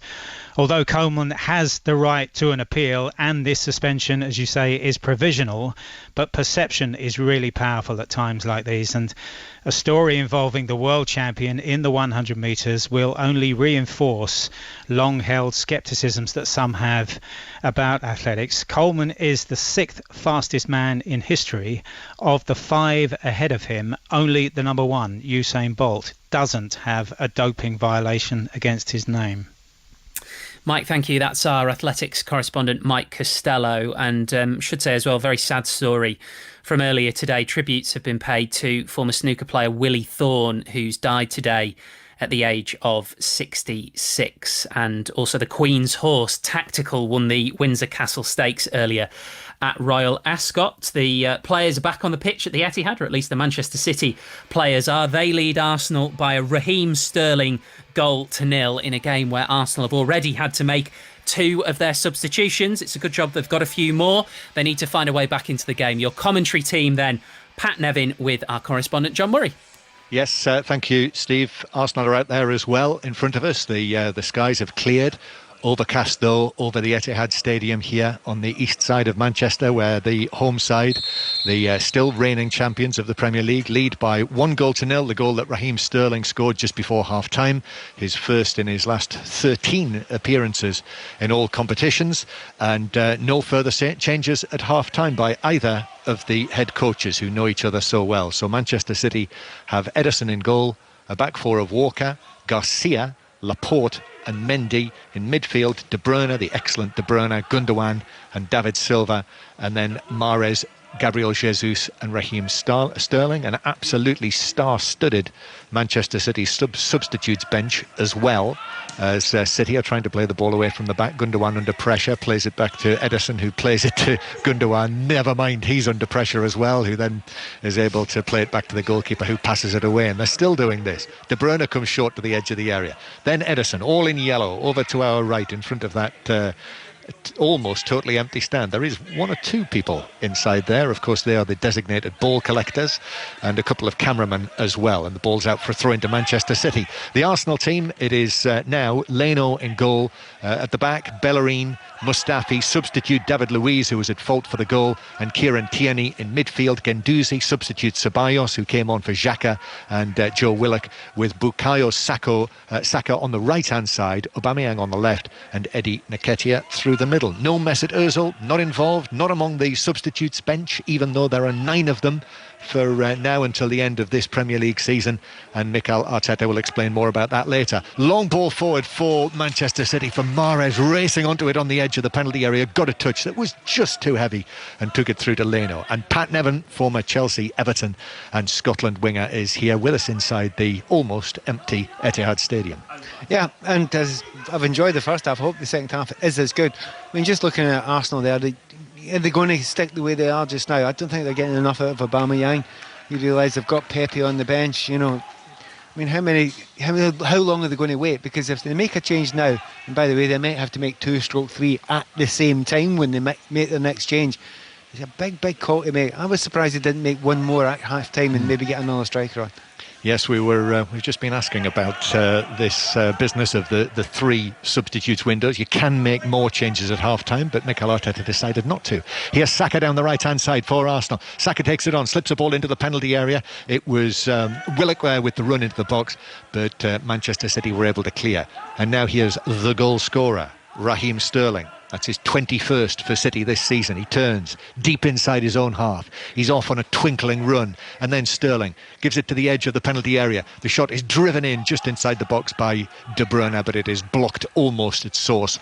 And Manchester City, as they attack from right to left, as we look from actually our usual media position, low down at the back of the main stand on the dressing room side of the ground. And Manchester City now have it again back in the centre circle. Arsenal in their dark coloured change kit, the dark blue shirts, black shorts and black socks with the yellow trim. And here is David Silva into what is now the final few weeks of his career as a Manchester City player. Pep Guardiola was talking yesterday. It's such a shame, isn't it, Pat, that he's not going to be able to see out those final weeks with an adoring Manchester City crowd inside the various stadiums. Never mind the opposing supporters, who can thank him if they would like to for the brilliant service that he's given to the game in this country. Some of us ex-players as well. Yes, very much so. As the ball's taken into the penalty area for Manchester City, and it looked as though there was a tug on the shirt, and Anthony Walker has pointed to the penalty spot, and he has sent off David Luiz, who put in the challenge on Riyad Mahrez, who was bursting into the penalty area, even though he was cutting in from the right-hand side. Anthony Walker, the referee, Anthony Taylor, has deemed that to be a red card offence And David Luiz, having been at fault for the goal that Manchester City scored just before the break, now concedes a penalty and is sent off. He's arguing, but I don't think he's got any right to argue there. It's the arm and the shoulder. He's lost that race. And do you know when you've lost that race, you do not put your hand on the opponent's shoulder and drag him back. It's as simple as that. You have lost the race. You take a chance there of giving away a penalty and sent off. That's what's happened to David Luiz. This has not been a happy afternoon for the former Chelsea centre-back, has it? It has not. Came on as a substitute, conceded one goal through a mistake. He's now conceded a penalty, and it's Kevin De Bruyne, who, remember, took the penalty in the Bernabeu for Manchester City, having not taken a penalty since 2016. Well, he has retained the penalty taker's role for Manchester City, and it's De Bruyne from the spot, sends Leno the wrong way. And 5 minutes into the second half here at the Etihad Stadium, De Bruyne has doubled Manchester City's lead. They're 2-0 up on Arsenal. Yeah, I mean, everything's completely changed in that moment there. David Luiz is, he's currently self-isolating as he walks up. I don't think that's anything got to do with anything other than the fact that his management are a bit sickened by him. I mean, the three things that have happened to him today: he's given away a penalty, he was at fault at the goal, and by the way, he was dropped at the start of the game anyway. To take nothing away from, good break there, good pace. He didn't have a pace to stay with him. And De Bruyne, you never for a second, even though Leno's had a good game, you never for a second thought he was going to miss that. 2-0 and 10 men is very difficult to see a way back for Arsenal. Oh, and Arsenal are dicing with danger here, knocking the ball around in their own box. And Mustafi, I can hear him screaming from here as the challenge came in on him from Raheem Sterling, who is pleading his innocence with his palms apart. Mustafi has stayed down. Arsenal were knocking the ball around at pace inside their own penalty area, and Mustafi took a heavy touch, and Sterling was into him in a flash, and Mustafi has stayed down. I personally don't actually think it was necessarily a foul. I think it was a good tackle by Sterling, and he gets the ball clean as a whistle. Notice the way Mustafi started holding his shin and then his knee. So it must be quite a big kick there. I don't think Sterling's at fault there. If he's fallen, and he's bent his knee as he's fallen down there. It was a good tackle by Sterling. I'm happy the referee sees it my way and is not giving any yellow cards or red cards out. So what are Arsenal going to do now, Pat? They've lost one central defender injured. They've had David Luiz sent off. So obviously a rejig. Well, we were asking a question before, weren't we, John, about what you do with the substitutions now? Well, good luck, Mikel. Work this one out. It's not easy, is it? Well, he's in discussions down there with his staff, Mikel Arteta. And now, one of the things he can do, Kolasinac can come in, can't he? He's a possibility, isn't he? He could come in a defensive position.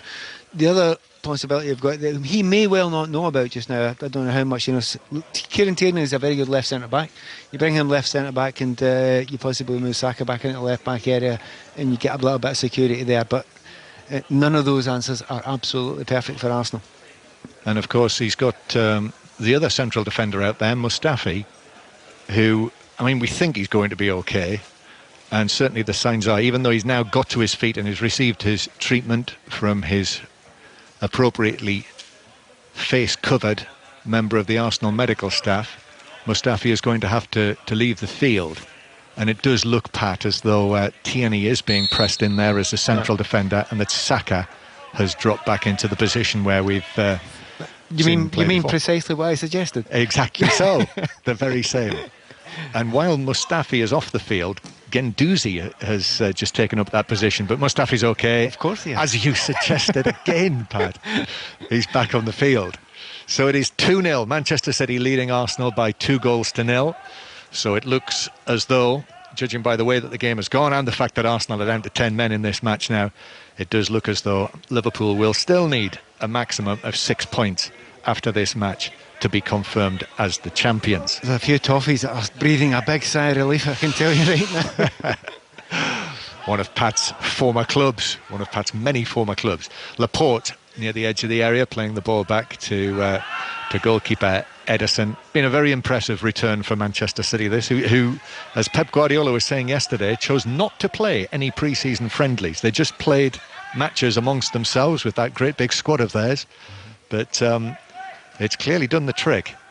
they've shown few signs of rustiness. And here they come again. Walker's ball into the near post. Tierney was there to clear, and it's lifted out of play on the far side for a throw into Manchester City, who lead 2-0, Pat Nevin. It's often the thing that was said in the past. You know what? It's not that hard, the game of football, when you've got the ball and you're passing it around. It's a hell of a lot harder when you're chasing it around. So, you know, how fit do you need to be to actually just keep the ball, hold the ball? And if you've got it all the time and you're not chasing shadows, you know, it may well be that it's better to spend your time, you know, training in that way rather than doing all these hard miles that, you know, you don't need to do if you're on the ball. Those sky blue shirts of Manchester City are knocking the ball around again, just as Pat Nevin has mentioned there, keeping the ball. Although David Silva is uncharacteristically dispossessed by Joe Willock, but the challenge comes in from Gundogan, and City are back in possession again. Incidentally, those shirts that they're wearing tonight are special shirts. Manchester City recognising Coronavirus Relief Fund campaign, which was set up by the City Football Group, which is called Citizens City, CITY, for recovery. And that is the logo on the front of those shirts that Manchester City are wearing this evening. So well done them on that front as well. Here's Walker on the right-hand side. Now it comes in field towards Gundogan. Manchester City leading through the goals from Sterling and De Bruyne's penalty, which he dispatched very well. And still, as I speak, Manchester City keeping possession against the 10 men of Arsenal, making it even more difficult for them. But Mendy's pass is a little short there, and so Arsenal are able to clear away on the edge of their own penalty area up towards Nketiah, who turns. Nketiah, who's actually wearing a pair of gloves on June the 17th. And then the challenge comes in on him from Mendy, and the ball bounces out of play for an Arsenal throw just inside the Manchester City half. It's been hard for Nketiah. He's found it very difficult to get involved in this game, and you know, a couple of times he tried to go beyond early on. The ball wasn't played in there, and to be honest, his movement, you know, has been limited since then. You actually mentioned earlier on there was Guendouzi during the first half, about 20 minutes in, he was shouting at his centre forward saying, "Why didn't you make a run for me?" And I think he just about given up that point, and now he's just going deep all the time, and it's not working for him. He has to play in the shoulder of these centre backs to get something, because if he goes short, he's not going to get anything from it. David Silva playing the ball through the middle to Kevin De Bruyne, who just a few minutes ago scored his 10th goal of the season for Manchester City, but caught off balance. So Arsenal come forward, over the halfway line they come, and then Ceballos, one of the substitutes, drifts out towards the left-hand side, still going, turns, finds the ball in field towards Aubameyang, who's had one good goal, and that's been absolutely it. He's seen very little of the ball, Pierre-Emerick Aubameyang, as Pat Nevin was suggesting earlier in the evening. Here's Mendy now. Mendy. Pep Guardiola comes to the edge of his coaching area with a casual hooded top that he's wearing this evening. What's that he's got written on the back of that? Is that just a maker's name? No, I think that's his Citizen thing. Is that not the charity thing? Oh yeah, it is, isn't it? Yeah, absolutely right. So that's obviously a nod to the charity as well. And I must say, I thought, Pat, when the minute's silence was being held before the match in memory of everyone who's been affected by the pandemic, I thought it was one of the images of the evening. Pep Guardiola, who of course lost his mother, standing there in the torrential Manchester rain on the side of the pitch while that minute's silence was observed. It was extremely poignant.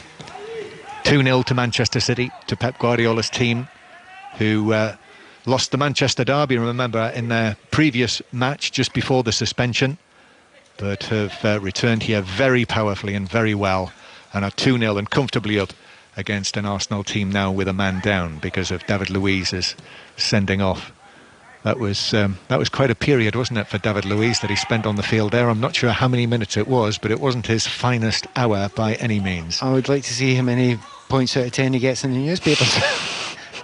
Won't be many. Gabriel Jesus turns, lifts a pass out towards the right-hand side, and now Manchester City are in business again as De Bruyne cuts in from there and actually just lost his footing. It has been very wet here this evening. Jesus hits a shot from 25 yards, but that was straight at Leno, who was able just to quickly adjust and gather the ball into his midriff. I mean, we're just under an hour gone, and you know at this point in time it's Manchester City will do as much as they want to do just now. They will control this game.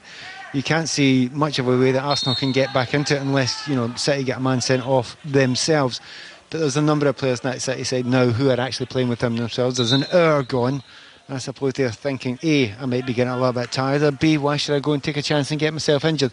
With bigger fish to fry coming up, including the Champions League, which you were mentioning earlier on. I'm going to have a look at something. I'm not going to have too many digs at City because they played well tonight, but Mendy he's been absolutely great. He's almost not broke out of a jog today at any point in time. And every time he's got the ball just about, he's passed it back. He's a very strange player. I think he's a fabulous player, but he's playing so far within himself. It's incredible to see. You've got to do a lot to keep your place in the Manchester City side.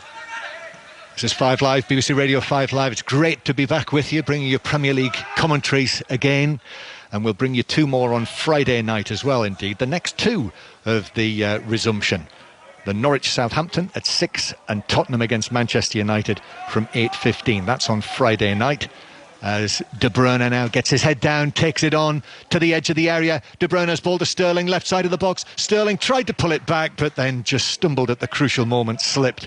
Wasn't able to pull it back, and indeed the ball slipped with him over the dead ball line for a goal kick. But more very, very impressive play from Kevin De Bruyne. Yeah, the dummy about 30 yards out there, just sent the entire defence there, and he was able to run through. To be fair, I think maybe he should have shot on that occasion. I think 20 yards out, the shot was on.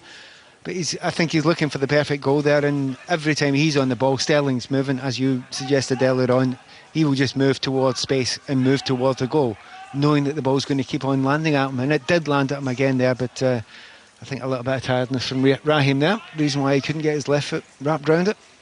Well, I know, Pat, you've said it so many times when I've been sitting next to you, you absolutely adore David Silva as a footballer, but I'm not sure we've seen too many better imports to the Premier League, or indeed English football, than Kevin De Bruyne, who is just an absolute joy to watch when he's in this sort of, when he's in most sorts of mood. Here now is Gabriel Jesus on the edge of the area, into the box on the right-hand side. Gabriel Jesus then turns and gives it back to the arriving Walker, and Manchester City are knocking the ball around very crisply and nicely inside Arsenal territory. And here's Sterling on the left-hand side. Sterling back to Mendy, the powerful Mendy. Sterling with a touch.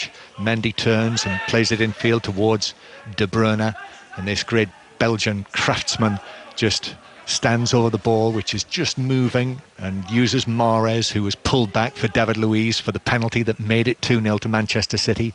And now it's back to Kyle Walker, who I'm sure will want to put recent events behind him. Kyle Walker, during the lockdown, the various headlines that he attracted, and the statements that he made about that.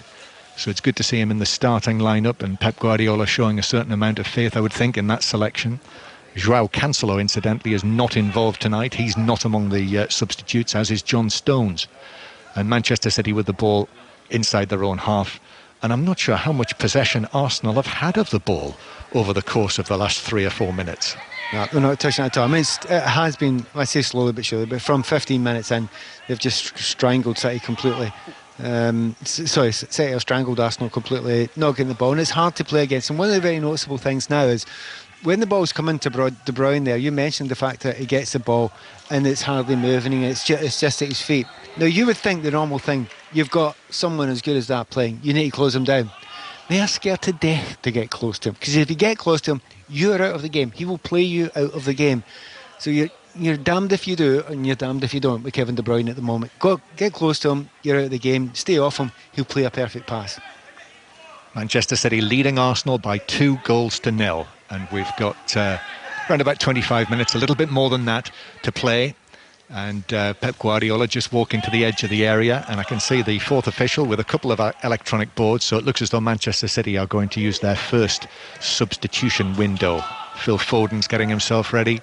Bernardo Silva have left their socially distant seats in the stand as Manchester City come forward again down the right-hand side, but the cross this time, Leno is able to dive forward and take the ball with both hands from the cross on the stretch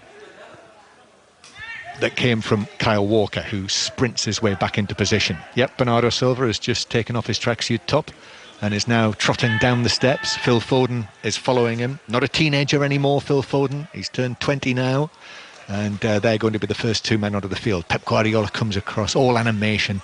There's not much change there either, is there? Comes across, he's full of information, and analysis. He puts his left hand on the shoulder of Phil Foden, points out onto the pitch to a couple of different places, then gives Bernardo Silva a slap on the bottom as well. He'll be delighted with the way that his team have come out here tonight and played. Yeah, we've not seen the numbers yet, but apart from David Silva, who else is going to come off here? Because you know that you don't know it is, but the likelihood is that he will do it. Captain number 21, David Silva. Thank you. Yes, we expected that one, and he has been quite quiet tonight, David Silva. But you know, we almost excuse him that for what he's gone through and what he's done for the club and what he's done for football over the last number of years. And maybe the other surprise isn't a surprise either, because Marius has been fairly quiet in the second half as well. And what energy and what quality they're bringing on just now. Yes, they are. What quality. And so Phil Foden will take up a position in midfield, and Bernardo Silva is going to, I think, go over there into the Riyad Mahrez position on the right-hand side. At least that's what you would think. Throwing to Arsenal on the far side. 20 minutes played in the second half, 25 to go plus added time, and Manchester City leading through the goals of Raheem Sterling and Kevin De Bruyne's penalty. As I mentioned, they both scored in the win against Arsenal at the Etihad before Christmas this season. Can I butt in just a moment? Have you looked at the bench at Arsenal at the moment? What's going to happen now?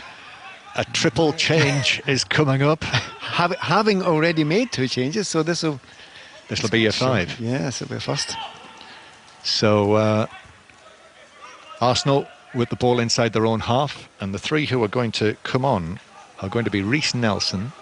Come back to that in a moment, because Arsenal have got the ball out there on the left-hand side with Willock, Joe Willock, and then it's into the area to Aubameyang. This is a very, very rare Arsenal attack. Willock on the edge of the area, into the box. De Bruyne is there with him. He's able to get the crossover beyond everyone, but will bounce away through harmlessly for a goal kick. So we've got Reiss Nelson coming on, Lacazette, and also Ashley Maitland-Niles. Yeah, get the calculator out, John. Quickly. Yes. Because this is something we've actually been looking for quite a while, to make sure that you can catch all the ones that happen at the same time here. It's Guendouzi and Nketiah. Substitution for Arsenal, the number 29, Matteo Guendouzi, is replaced by number 15, and Willock. Ainsley Maitland-Niles. Okay, so it is Guendouzi, Willock and Nketiah coming off for Lacazette, Maitland-Niles and Reiss Nelson. And Manchester City are going to make a couple of changes now as well. Yeah, wouldn't they just? Well, we knew that this sort of thing was coming, Pat, with the prospect of 5 substitutions. Am I allowed to tell the listener what I've actually done? I've done a different thing than I've ever done before. Yes, absolutely. Go ahead. I've got a completely different sheet of paper for the substitutions, to make sure that because there's going to be so many happening that you have to make sure that you can't see them all sometimes. There could be as many as 6, 7 substitutions happen in a matter of moments, so it's kind of hard to follow them, and also the tactical changes when that happens as well. So it is 2-0 to Manchester City. Just keep an eye on those tactical changes, Pat, will you, for me? Here's Foden on the left-hand side. Foden drifts in field, but he's all left foot there as he cuts in from left to right, gives it to De Bruyne, and then Garcia. The 2 Manchester City players who are going to come on, Fernandinho and Rodri, are going to come into the action for Manchester City. And City have given it away rather carelessly, but the ball that was attempted to be taken on by Reiss Nelson, he overran it with his first touch of the game, and Manchester City have got it safely back again. Arsenal, before the shutdown, were on an 8-match unbeaten run in the Premier League. So their last defeat in the Premier League was at the end of December, when they lost at home to Chelsea. So this will be their first Premier League defeat of 2020, as Gundogan superbly rides a challenge and then clips the ball with his left foot out towards the right-hand side. De Bruyne is in with a shot that is blocked away by Bernd Leno, who gave it the long barrier there. It was straight at the goalkeeper, but it was hit with some force by De Bruyne, and it bounced away for a corner. It was such a good piece of play there that there was a ripple of applause actually from some of the journalists. That's not something you often see or indeed hear. We're going to see the change, the Manchester City changes before the corner is taken, I think. Yeah, I've just seen the number 17 flash up on the board. Oh, if that's don't the take case, him off. Yeah, I want to go home. Should we go now? Yes. That's it. That's the end of the entertainment for the evening. It's been he has been a joy. I mean, how weird is this for him not to walk off to applause and a standing ovation after how well he's played today? That's incredible. Oh, he is getting that applause now, by the way. Yeah, he's being applauded by the various members of the Manchester City staff down there. And Laporte, of course, who I mentioned, has had fitness and injury problems this season. Laporte is being replaced by Fernandinho. So Manchester City take the corner. 5 Live, Manchester City leading Arsenal by 2-0 and comfortable with it against the 10 men. David Luiz sent off 5 minutes into the second half when he conceded the penalty. So Manchester City playing it back to Gundogan, and then Gundogan digs a pass out over the top that is missed initially by Sterling, who is still able to pull it back out there to Bernardo Silva, another delightful player, of course, Bernardo Silva, who featured on Robbie Savage's podcast actually, and he's such a warm talker, Bernardo Silva. It's well worth having a listen to that if you're still into your podcast during shutdown. Some very interesting ones Robbie did, actually, with various top footballers. Jack Wilshere was another of them. Manchester City coming forward. Here's Ceballos on the right-hand side. Sterling has taken up a position out there now. And for the time being, Bernardo Silva is more central. And now here is the newly arrived Fernandinho, who chips a ball down the left-hand side. Foden takes it down, gets the ball into his stride, volleys it over, but over everyone inside the penalty area. However, it's reached Sterling on the right. Walker joins the attack.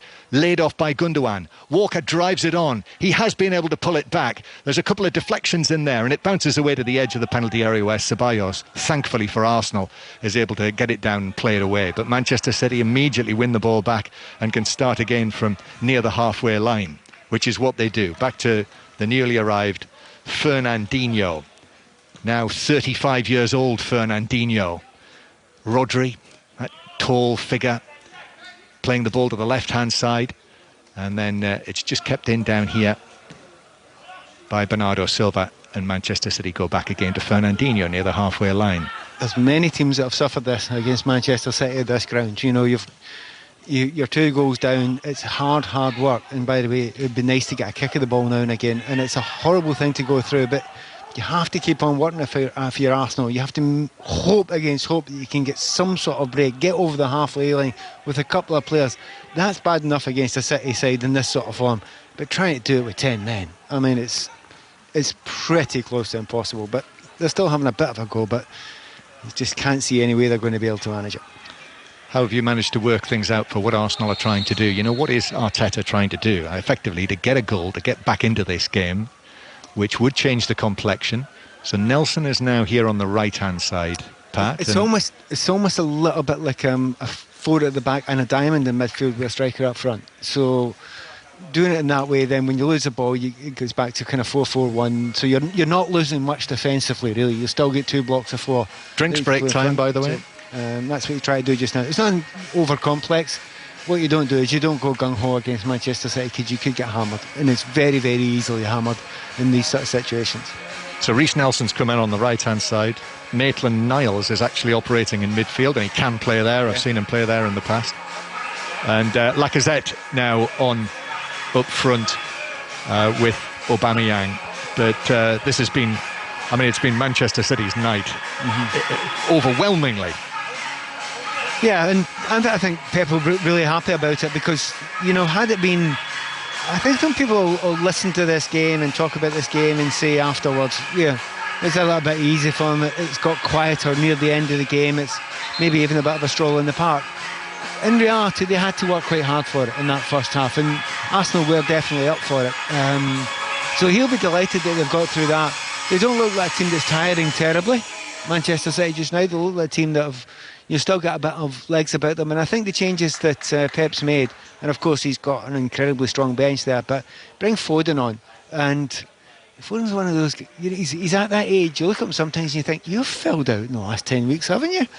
You know, he's the shoulders, he looks a little bit stronger, he's much more mature looking, but he will be desperate. If he's given 2 minutes or he's given 20 minutes, he will give everything. I think he's given a little bit of an injection of pace into it, which is exactly what City needed at that point, and exactly the last thing that Arsenal wanted to see at this point. That's Pat Nevin with us on 5 Live here tonight. Manchester City leading Arsenal by 2-0. Ball's out of play on the far side, and the stoppage of the music will tell you that the play is about to resume again after the second of the drinks breaks. They will have one roughly halfway through each half, even though it's a rather dank night, but still relatively mild. And the way Manchester City are playing this now, Pat, so Foden on the left-hand side going forward, which he played in that position on a number of occasions actually in the latter stage of the season before the suspension. Sterling is out on the right-hand side, and Bernardo Silva playing in a sort of tucked-in midfield position. So Rodri is the base, with Bernardo Silva forward and to the left, and Gundogan forward and to the right. Yeah, I mentioned earlier on that, he doesn't really care about the centre-backs, does he, really? He'll put midfielders in there. He just doesn't really mind.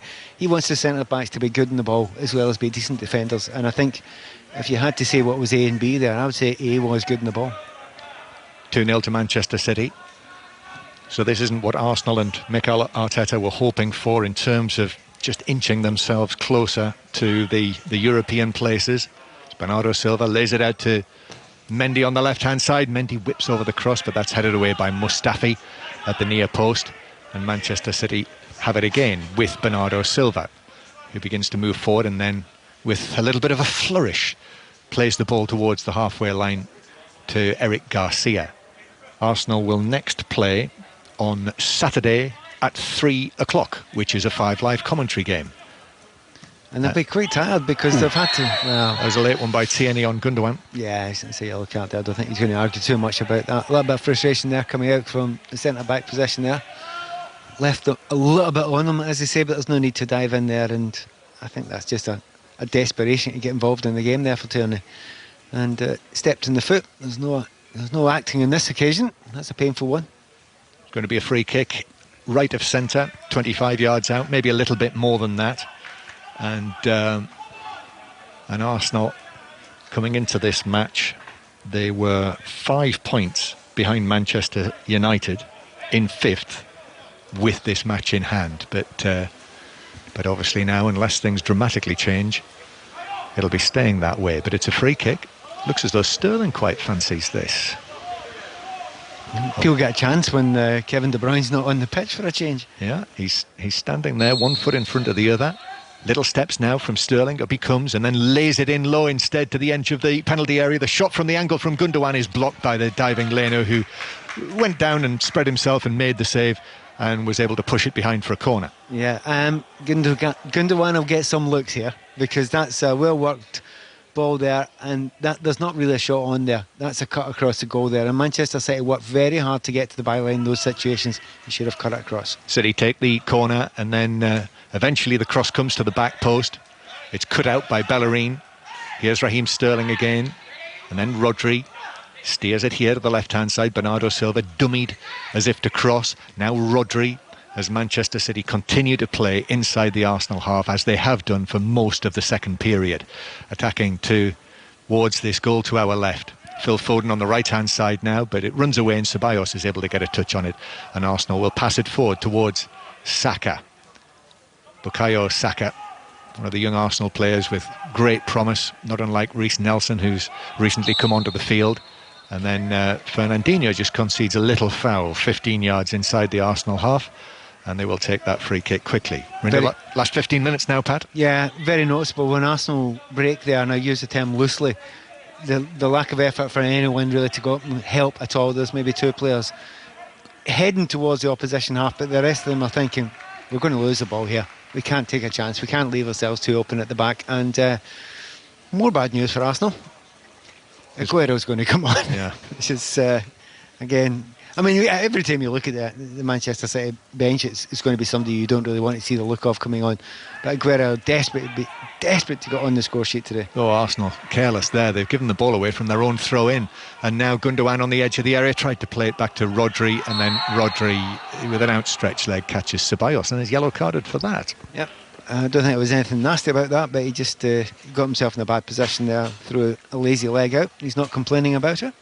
So Sergio Aguero is going to get the last 12 minutes or so, and he's going to take the place of Gabriel Jesus. And Sergio Aguero, who turned 32 earlier this month, his brilliant career resumes with Manchester City. Their top scorer this season, Gabriel Jesus, who, what did he have, Pat? He had one chance, didn't he? Yeah. It's been hard for him, actually. You know, the deeper and deeper that Arsenal have got, it's got harder for him because there's no space for him to run into. So he's been making intelligent moves, you know, left and right, and that's left little gaps for De Bruyne to feed in the likes of Sterling. And that's sometimes a player can come off and thinking, I've worked really hard there, I've worked hard for my team, I wasn't getting the ball, but I was creating the space. I think he's had one of those games. Long ball downfield. Oh, there's a nasty collision there on the edge of the box. Ederson put in the challenge and he's caught his own man, and we heard a real clatter there, and the Manchester City player who took the knock has stayed down and is still lying down on his back, and the medical people have been called on with some urgency. And that was quite horrible. And in these circumstances without supporters, you could hear the crack as the two players collided so clearly. The horrible thing about it is he's watching the ball come over his shoulder. He will not protect himself. He's going at full pace there. He does not see his goalkeeper come out. The goalkeeper can see everything in front of him. And you know what goalkeepers are like? They have to take everything. And he's taken his own player completely. And that was a very... If you can protect yourself in any way, if you can ride a challenge in any way, if you can see it coming at all, you can usually, you know, deal with the worst of it. Nothing at all there. He took it full force. And I've noticed he's lifted his knees up, so he's moving about a little bit. I can see his elbows moving a bit, so I don't think he's completely sparked out at the moment. I think it's Eric Garcia, isn't it? That's the player, I believe it is. As the ball was played back towards the over the top for Arsenal, Ederson came herring out of his penalty area, and it was one of those that as Garcia was running back, and the Arsenal player was there as well, Ederson came and went for the punch, and he's caught his own man around the upper body, around the head, and this is very nasty.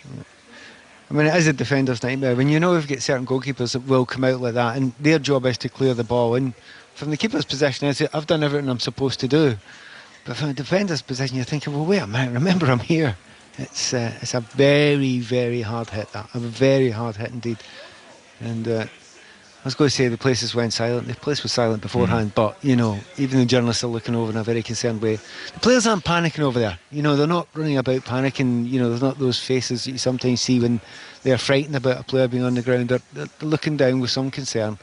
But he's been taken care of. And as I say, one of the good signs, I'm not a medic, but, you know, his legs are up a little bit. He's kind of, they were flat out, and then he's lifting them up a little bit, so there's a level of consciousness now, maybe. Well, there's a big team of medical people there now working on this, obviously all wearing the PPE, and one of them is lying down on the front of his body, leaning into Eric Garcia's face down there, and actually a number of medical people who are wearing full white body suits, as well as the face coverings are there as well, and the stretcher bearers are now preparing the stretcher, which is being pulled forward, and we'll have another lengthy stoppage here before Eric Garcia is removed from the pitch. I mean, sometimes you can guess at the type of injury, but it could be anything from, you know, something happened to his jaw, cheekbone, nose, bit of whiplash, that sort of thing. So, you know, it's an injury that he's not going to play on. He's not going to come back. Well, I desperately hope he's not coming back on. In fact, he shouldn't be allowed to come back on the field. So it will be 10 men each. I think that's a very secondary thought at this point in time. But it's a shame that he didn't deserve that. And funnily enough, he'd not actually done a great deal in this, you know, in the second. He didn't need to do much. He just cruised through the game very, very easily. Didn't do anything particularly wrong. Just calmly cruised through the game, so he was having a good game. TV, the little screens that we've got here in the stand, they've shown just the one replay, and it was from quite a distance. So we've not seen any other replays, which tends to suggest that it doesn't look particularly good. And as a number of the players now begin to move away, we can see more clearly now that they're just letting the medical people do their jobs. Although I see Ederson, who is involved in that, which is an encouraging sign. I must say that he is chatting with Raheem Sterling and Rodri, just not too far away from the incident. And still we've got 3, 4, 5, 6, 7 medical people who are now lifting up the floor of the stretcher. I think they've put together a kind of contraption on either side of Garcia. I think there's a close-up just now of is it Mendy talking away to Lacazette, and both of them have got their shirts up, and I think the picture was seeming to suggest that he was in shock, and amazed by this. In actual fact, I think it's more about the virus. I think that's what it's about. I think they're just making sure they talk to each other about, well, they're less than 2 meters away, but they've got those shirts up in front of them so they can have some sort of chat to each other. I think that's what that's about. Yeah.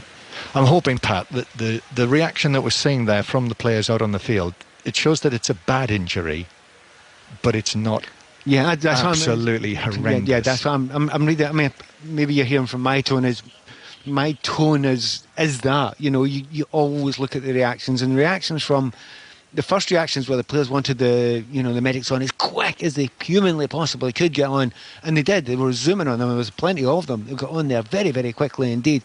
However, once they were on, the players were walking about, not exactly smiling and laughing, but looked quite calm and relaxed. So that's a reading out, and the hope is it's not something that's going to keep him out for a great deal of time. But they're not taking any chances. They will make sure that his neck and his back is secured. That's what you have to do anytime you get those sort of injuries where your head is taking a big hit, and it took a serious hit from a goalkeeper. So we'll have a lengthy stoppage here still yet beyond this time. And if you've just switched on to us on 5 Live, first night of the resumption of the Premier League after the 0-0 draw earlier, which was dominated by the disallowing or the not allowing of what appeared to be a perfectly good Sheffield United goal. The operators of the goal line technology, Hawkeye, issued an apology because it did not work properly. So the match finished Aston Villa 0, Sheffield United 0. You'll hear all about it. We've already heard from Chris Wilder this evening on the new 5 Live Football Daily podcast from BBC Sounds, whenever you download that. And we'll also have the interviews from this match as well, which we'll be doing. Our colleague Juliet Ferrington is very much socially distanced from us. She's going to be going down to do the interviews on the pitch side via an extended microphone. And while we're on the subject, still waiting for Eric Garcia to be attached to the part of the stretcher that would be lifted into the main body of it. I think we should mention our engineer Mark as well tonight, who has managed to rig up our equipment in such a way that we're all the required distance away from one another. So a lengthy stoppage continues before we have the final portion of this match. Steve, who's back in the studio, Steve Crossman. Yeah, absolutely. And I was just watching at the players out there and sort of trying to read their facial expressions as you were saying, and you can sort of see a close-up of what's happening down there, Pat, and it looks like it's still going to be a good few minutes before the game is able to conclude, but I think everybody would probably just quite like it to conclude now. Yeah, I mean, you can't see Arsenal getting back into it, even though it will now be 10 players against 10 players. I think John will ensure that I'm right here, but I think 5 substitutions have been made. I may be wrong there. Correct. 5 for Manchester City have been made, so it will be 10 against 10 for the last officially 2.5 minutes, but there's going to be about 8 or 9 minutes. The stretcher has been brought off. Now we've got some movement now, and Eric Garcia has been lifted. I mean, they've strapped him into this contraption, and they've been able to lift him up onto the main body of the orange stretcher. Manchester City, we wish Eric Garcia a full and speedy recovery. Yeah, and there's the announcement, which is being applauded by everyone, all of the 300 or so people or thereabouts who are inside the ground. One thing we can safely say, we don't know what the level of the injury is. There's no real panic down there. They're completely controlled in it. However, they have steadied his entire body. He's really seriously strapped in there. His neck is braced up as well. So they're taking absolutely no chances, and he will be taken off for checks at the hospital right away. And let's just hope, as we say, that he's okay and he's back to recovering quite soon. Yes, we can see now very clearly that he has the oxygen mask attached. which I think is very much the accepted procedure that takes place in such circumstances. And he's being wheeled away on that trolley with the stretcher on top of it towards the corner of the stadium. And as Pat suggested, Eric Garcia will be off to hospital, and that's really put a dampener on it. 19 years old, a rare start for him, you know, a player that Pep Guardiola has entrusted this evening, only his 8th start of this season, and very unfortunate to end like that when he collided with his own goalkeeper Ederson, who was racing out of his own penalty area. Well, I think the goalkeeper collided with him, I think we would say, more than he did, because he's seen nothing of it. The ball just come over the back of his shoulder. He's turning round. He has to keep his eye on the ball. He has no option. He can't turn around to see if his goalkeeper is heading out, 100 miles an hour directly towards him. And it was, the pace that he hit him at. And of course, Ederson is no small chap himself. And he was able to protect himself and took all of it. And Ederson is absolutely unaffected by it. Back it comes to the Manchester City goalkeeper, who backpedals onto his left foot and clears the ball away downfield. So Manchester City on the way to victory. Here it is, as Pat suggested, 10 against 10 now after David Luiz was sent off and Eric Garcia had to be carried off just now. And very shortly we will see how many minutes there will be added on at the end of this match. I suspect it'll be a good 9 or 10 minutes after the various stoppages for substitutions, drinks, and it is 11 minutes of added time. So we are into that time now. Can I ask you, have you known it longer? The fourth official has Not many. Not many. There's very few. Obviously, you're going to get those, as you say.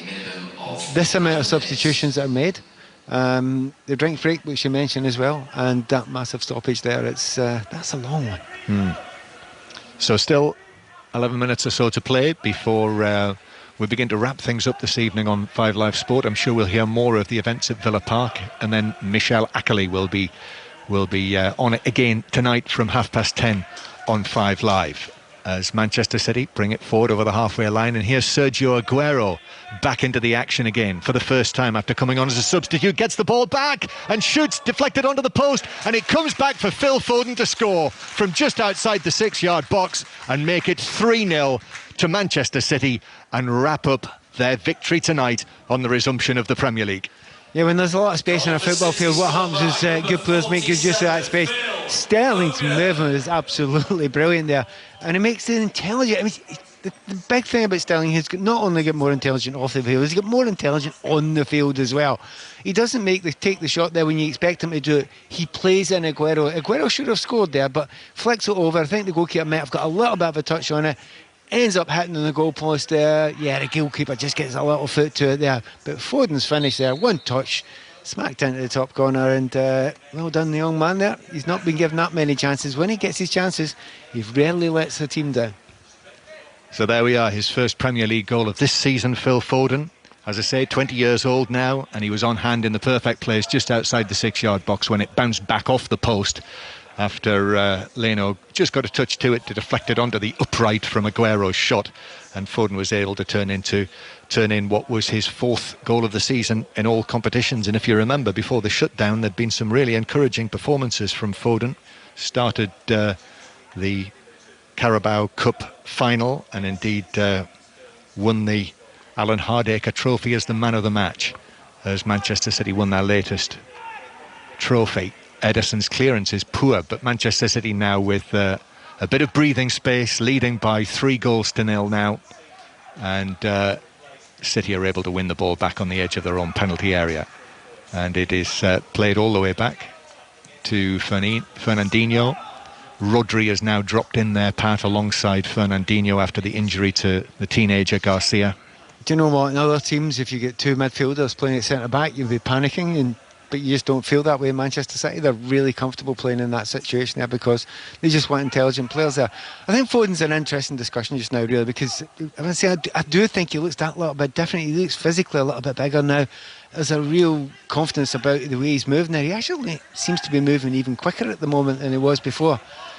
I mean, I honestly think any other team in the league, maybe with the exception of Liverpool, he starts every single week. He absolutely starts every single week, and he should be so important for the English national team, if not right now, but for a long time in the future. It's coming. It's just a case of when it comes for Phil Foden.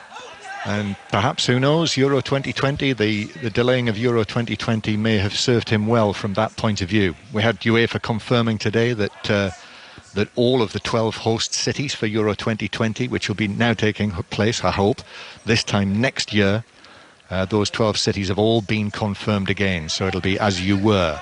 We should have been bringing you commentary on 5 Live from Rome's Olympic Stadium this evening, when Italy, one of the host nations, would have been playing, and the place, I'm sure, would have been vibrant. Instead, because of the circumstances, it's an echoing and cavernous Etihad Stadium. Everyone's been saying, well, I was supposed to be just on the way back from Copenhagen. One of the games there. Next year, Pat. Yeah, let's hope so. Yeah, let's hope so. Here's Gundogan. We'll obviously bring you news when we can of Eric Garcia, and Mikel Arteta is going to speak a little bit more about why indeed Mesut Ozil was left out of the Arsenal match day 20 this evening as it is now. But Manchester City coming forward again, and here they are now in with a chance for Bernardo Silva, who found the opportunity there, but on his left foot blazed it across goal and wide of the far post. No, there's been a couple of opportunities, that one there, Mendy's at the back post there, he could possibly have found Mendy at the back post, but he's got the right to actually shoot from that situation. There was a moment about 15 minutes ago, Gundogan down the right hand side, he had a shot when he should have crossed it as well. So Man City have got that situation now. They've actually won the game, and they're not doing the right things all the time anymore, but you know what they're like. When they have to, they will do the right things. They just want to get in the action, they just want to get a goal, and you can't blame any player going forward now thinking, I better score here, because it's going to be hard to get into this team and stay in it. 3-0 to Manchester City. And we know as well that Manchester City will play the second leg against Real Madrid. Remember, they lead 2-1 from the first leg in the last 16 of the Champions League. The plan is to play that on the 7th or 8th of August here in this stadium. And then the latter stages have been confirmed that they will take place in Lisbon. Manchester City coming forward with Foden. Foden to Aguero, and Aguero blazes it wide into the side netting. Powerful stuff from Foden, carrying the ball from the halfway line and then laying it through to Aguero, right side of the box, who couldn't finish. What play that was, though. Ederson's pass into the midfield where Foden picks the ball up, really deep in his own half, runs half the field there and gives the ball straight to Aguero, who should have got it on target. But that's 3 passes. That really underlines the passing from the back, doesn't it? When you get it from Ederson and he does that, and it's an intelligent pass into a place where most goalkeepers are told never to pass the ball into, but he's got the confidence to do that and the ability to do that a lot of times, and it should have led to a goal there. That was a great piece of play there. Classic Guardiola play. Mikel Arteta returning here to the Etihad for the first time since he left to become the head coach of Arsenal, just standing motionless on the edge of the coaching area. It's not been their night tonight, and they were in such promising form before the suspension, an 8-match unbeaten run in the Premier League. As I say, this will be their first away defeat since November, but not a lot has gone their way this evening. Well, apart from the fact that they've lost the game, they're going to be without a number of players now. David Luiz is going to be out for a while now. Possibility that Xhaka and Mari as well. Here's Lacazette though down the left-hand side. Aubameyang waits in the middle. Here's the ball over, but Foden was back in there, arriving to tumble as he reached the ball and clear it out high for a throw-in down the left-hand side. We've had 7 minutes, by the way, of the added time. Kyle Walker. Kyle Walker wins the man of the match, Pat. So where's Kevin De Bruyne? Right, okay.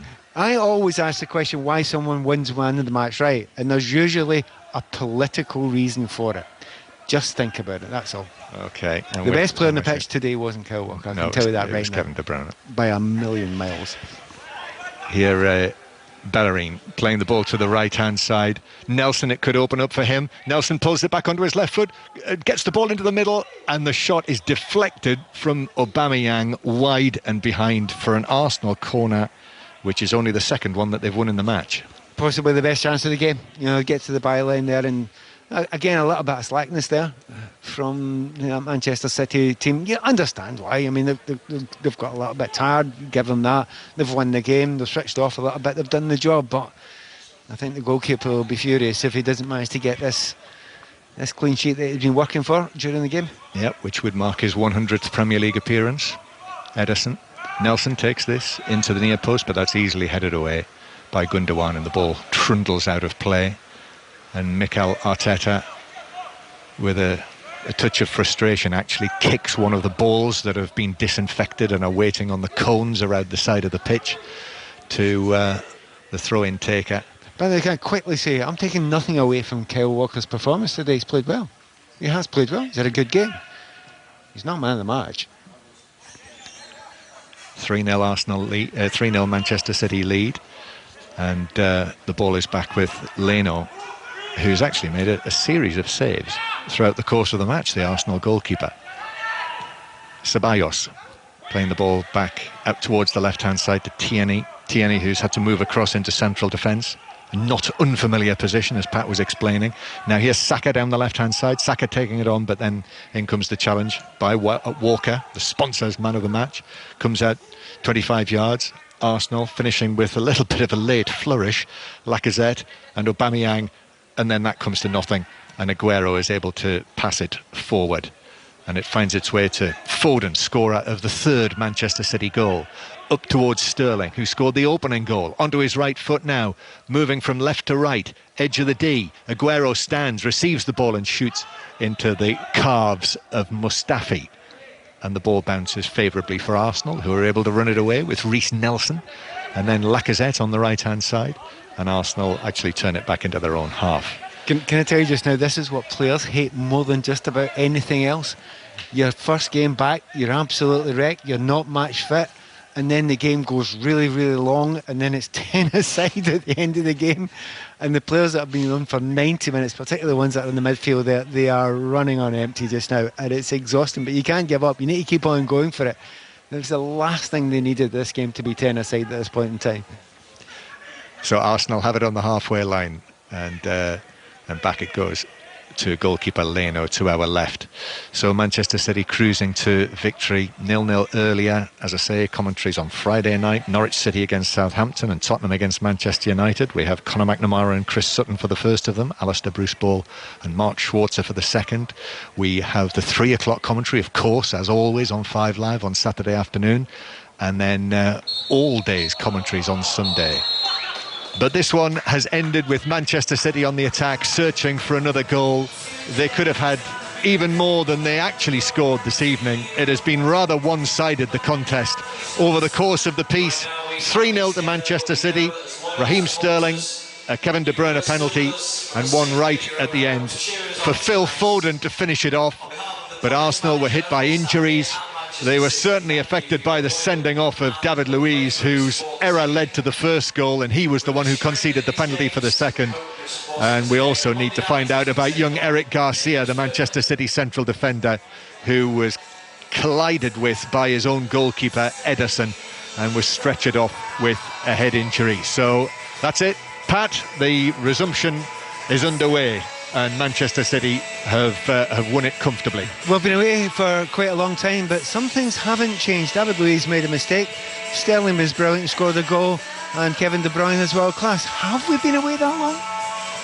And so Liverpool, in terms of the position at the top, they still need the maximum of 6 points to clinch that Premier League title, and they're not going to be able to do it at Goodison Park on Sunday evening. But final score here at the Etihad as the players begin to leave the field is Manchester City 3, Arsenal 0.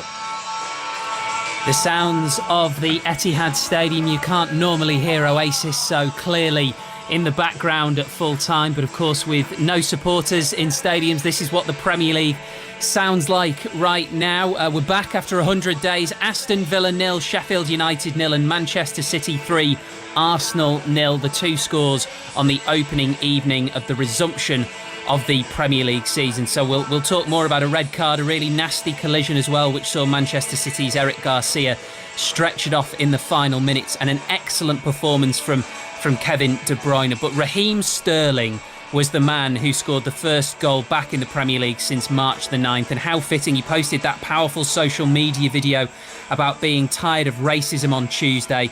Before he scored on Wednesday, we'd already seen two powerful gestures showing support for Black Lives Matter on top, of course, of the messaging on every player's shirt. Our correspondent John Murray and Pat Nevin are with us, and we'll talk about the football shortly, John, but all 4 teams involved taking a knee before kick-off in their games.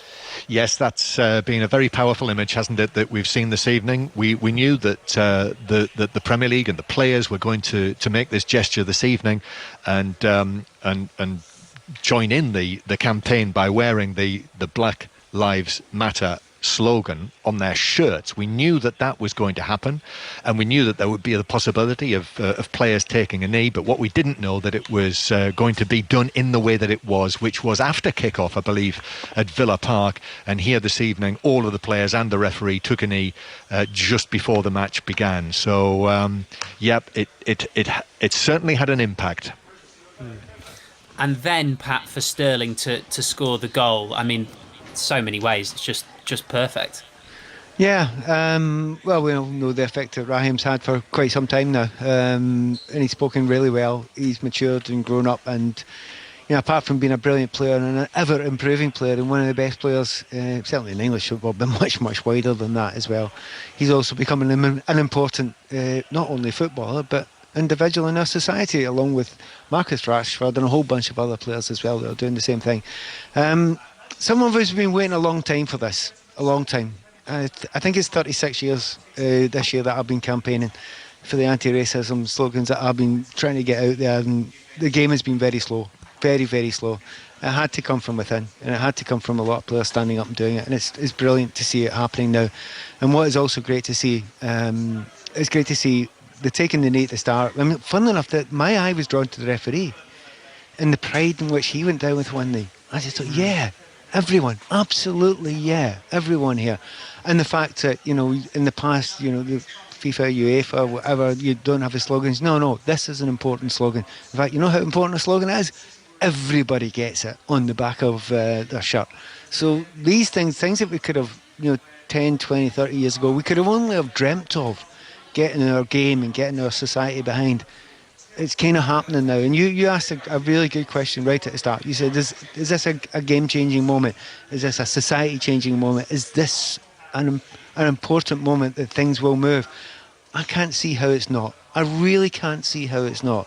I don't mean the moment of taking the knee today. I mean the wider moment of what's happened over the last few weeks, and the fact that so many people are speaking so well. And I've loved the fact that it was so measured, that watching and listening to Raheem and the others, but particularly Raheem recently speaking, it's brilliant to hear the measured, intelligent, inclusive way in which he's spoken. It has lifted my heart. And I'm sure we will reflect on Raheem Sterling and on all the players taking the knee. We'll talk much more about that on the Football Daily podcast as well. That goal, John, was a very big moment in this game, but it was one of many stories within it.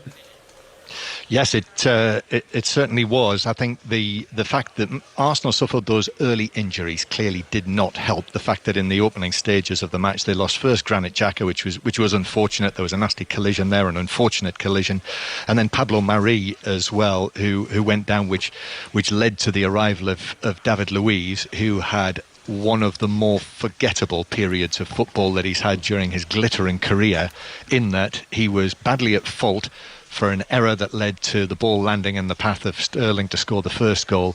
And then in the early stages of the second, 4 or 5 minutes into the second half, it was David Luiz who was outpaced by Riyad Mahrez, who was breaking to the box from the right-hand side, pulled him back blatantly, and referee Anthony Taylor sent him off and pointed to the penalty spot. So yes, that was part of the game. The way that De Bruyne played, brilliant, as if he'd never been away, and also that nasty injury to Eric Garcia at the head, which clearly we're waiting to find out more information about. I mean, I know we've all been away for a while, Pat, but I can't help but feel John was being quite generous to David Luiz there. Yeah, I'll be honest with you. I'll always put my hand up. David Luiz, I say, I've loved watching him and his time in English football, and he's been a joy in many ways. But now and again, he has one of these games, and this is one of those games with bells on it. I mean, you almost couldn't write how bad it was. You're dropped. That's number one, not good. Brought on, when you're brought on, you make a really obvious error. There's no excuse for it. dreadful error, leads to the goal. Your team are just about out of it. Then you A, give away a penalty, B, go down to 10 men because you get sent off for giving away that penalty kick, which it clearly was. There's no argument about that at all. And kind of ruins the game for everyone in some way. So, no, John was saying there it was a forgettable day. I won't forget that. He'll try and forget it. He won't be able to forget it. It was a shocker.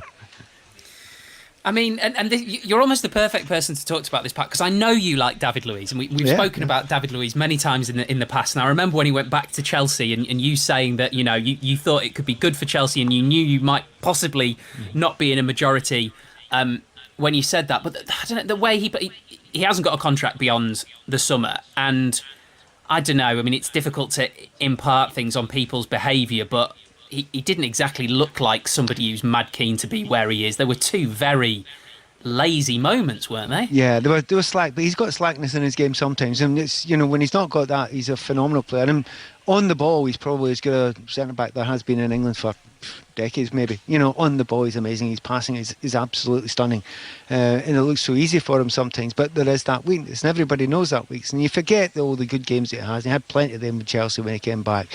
But that's not to hide the fact that he has these meltdown games. And today was one of the worst ones. And you're asking the question, and I think it's a very acceptable question to ask.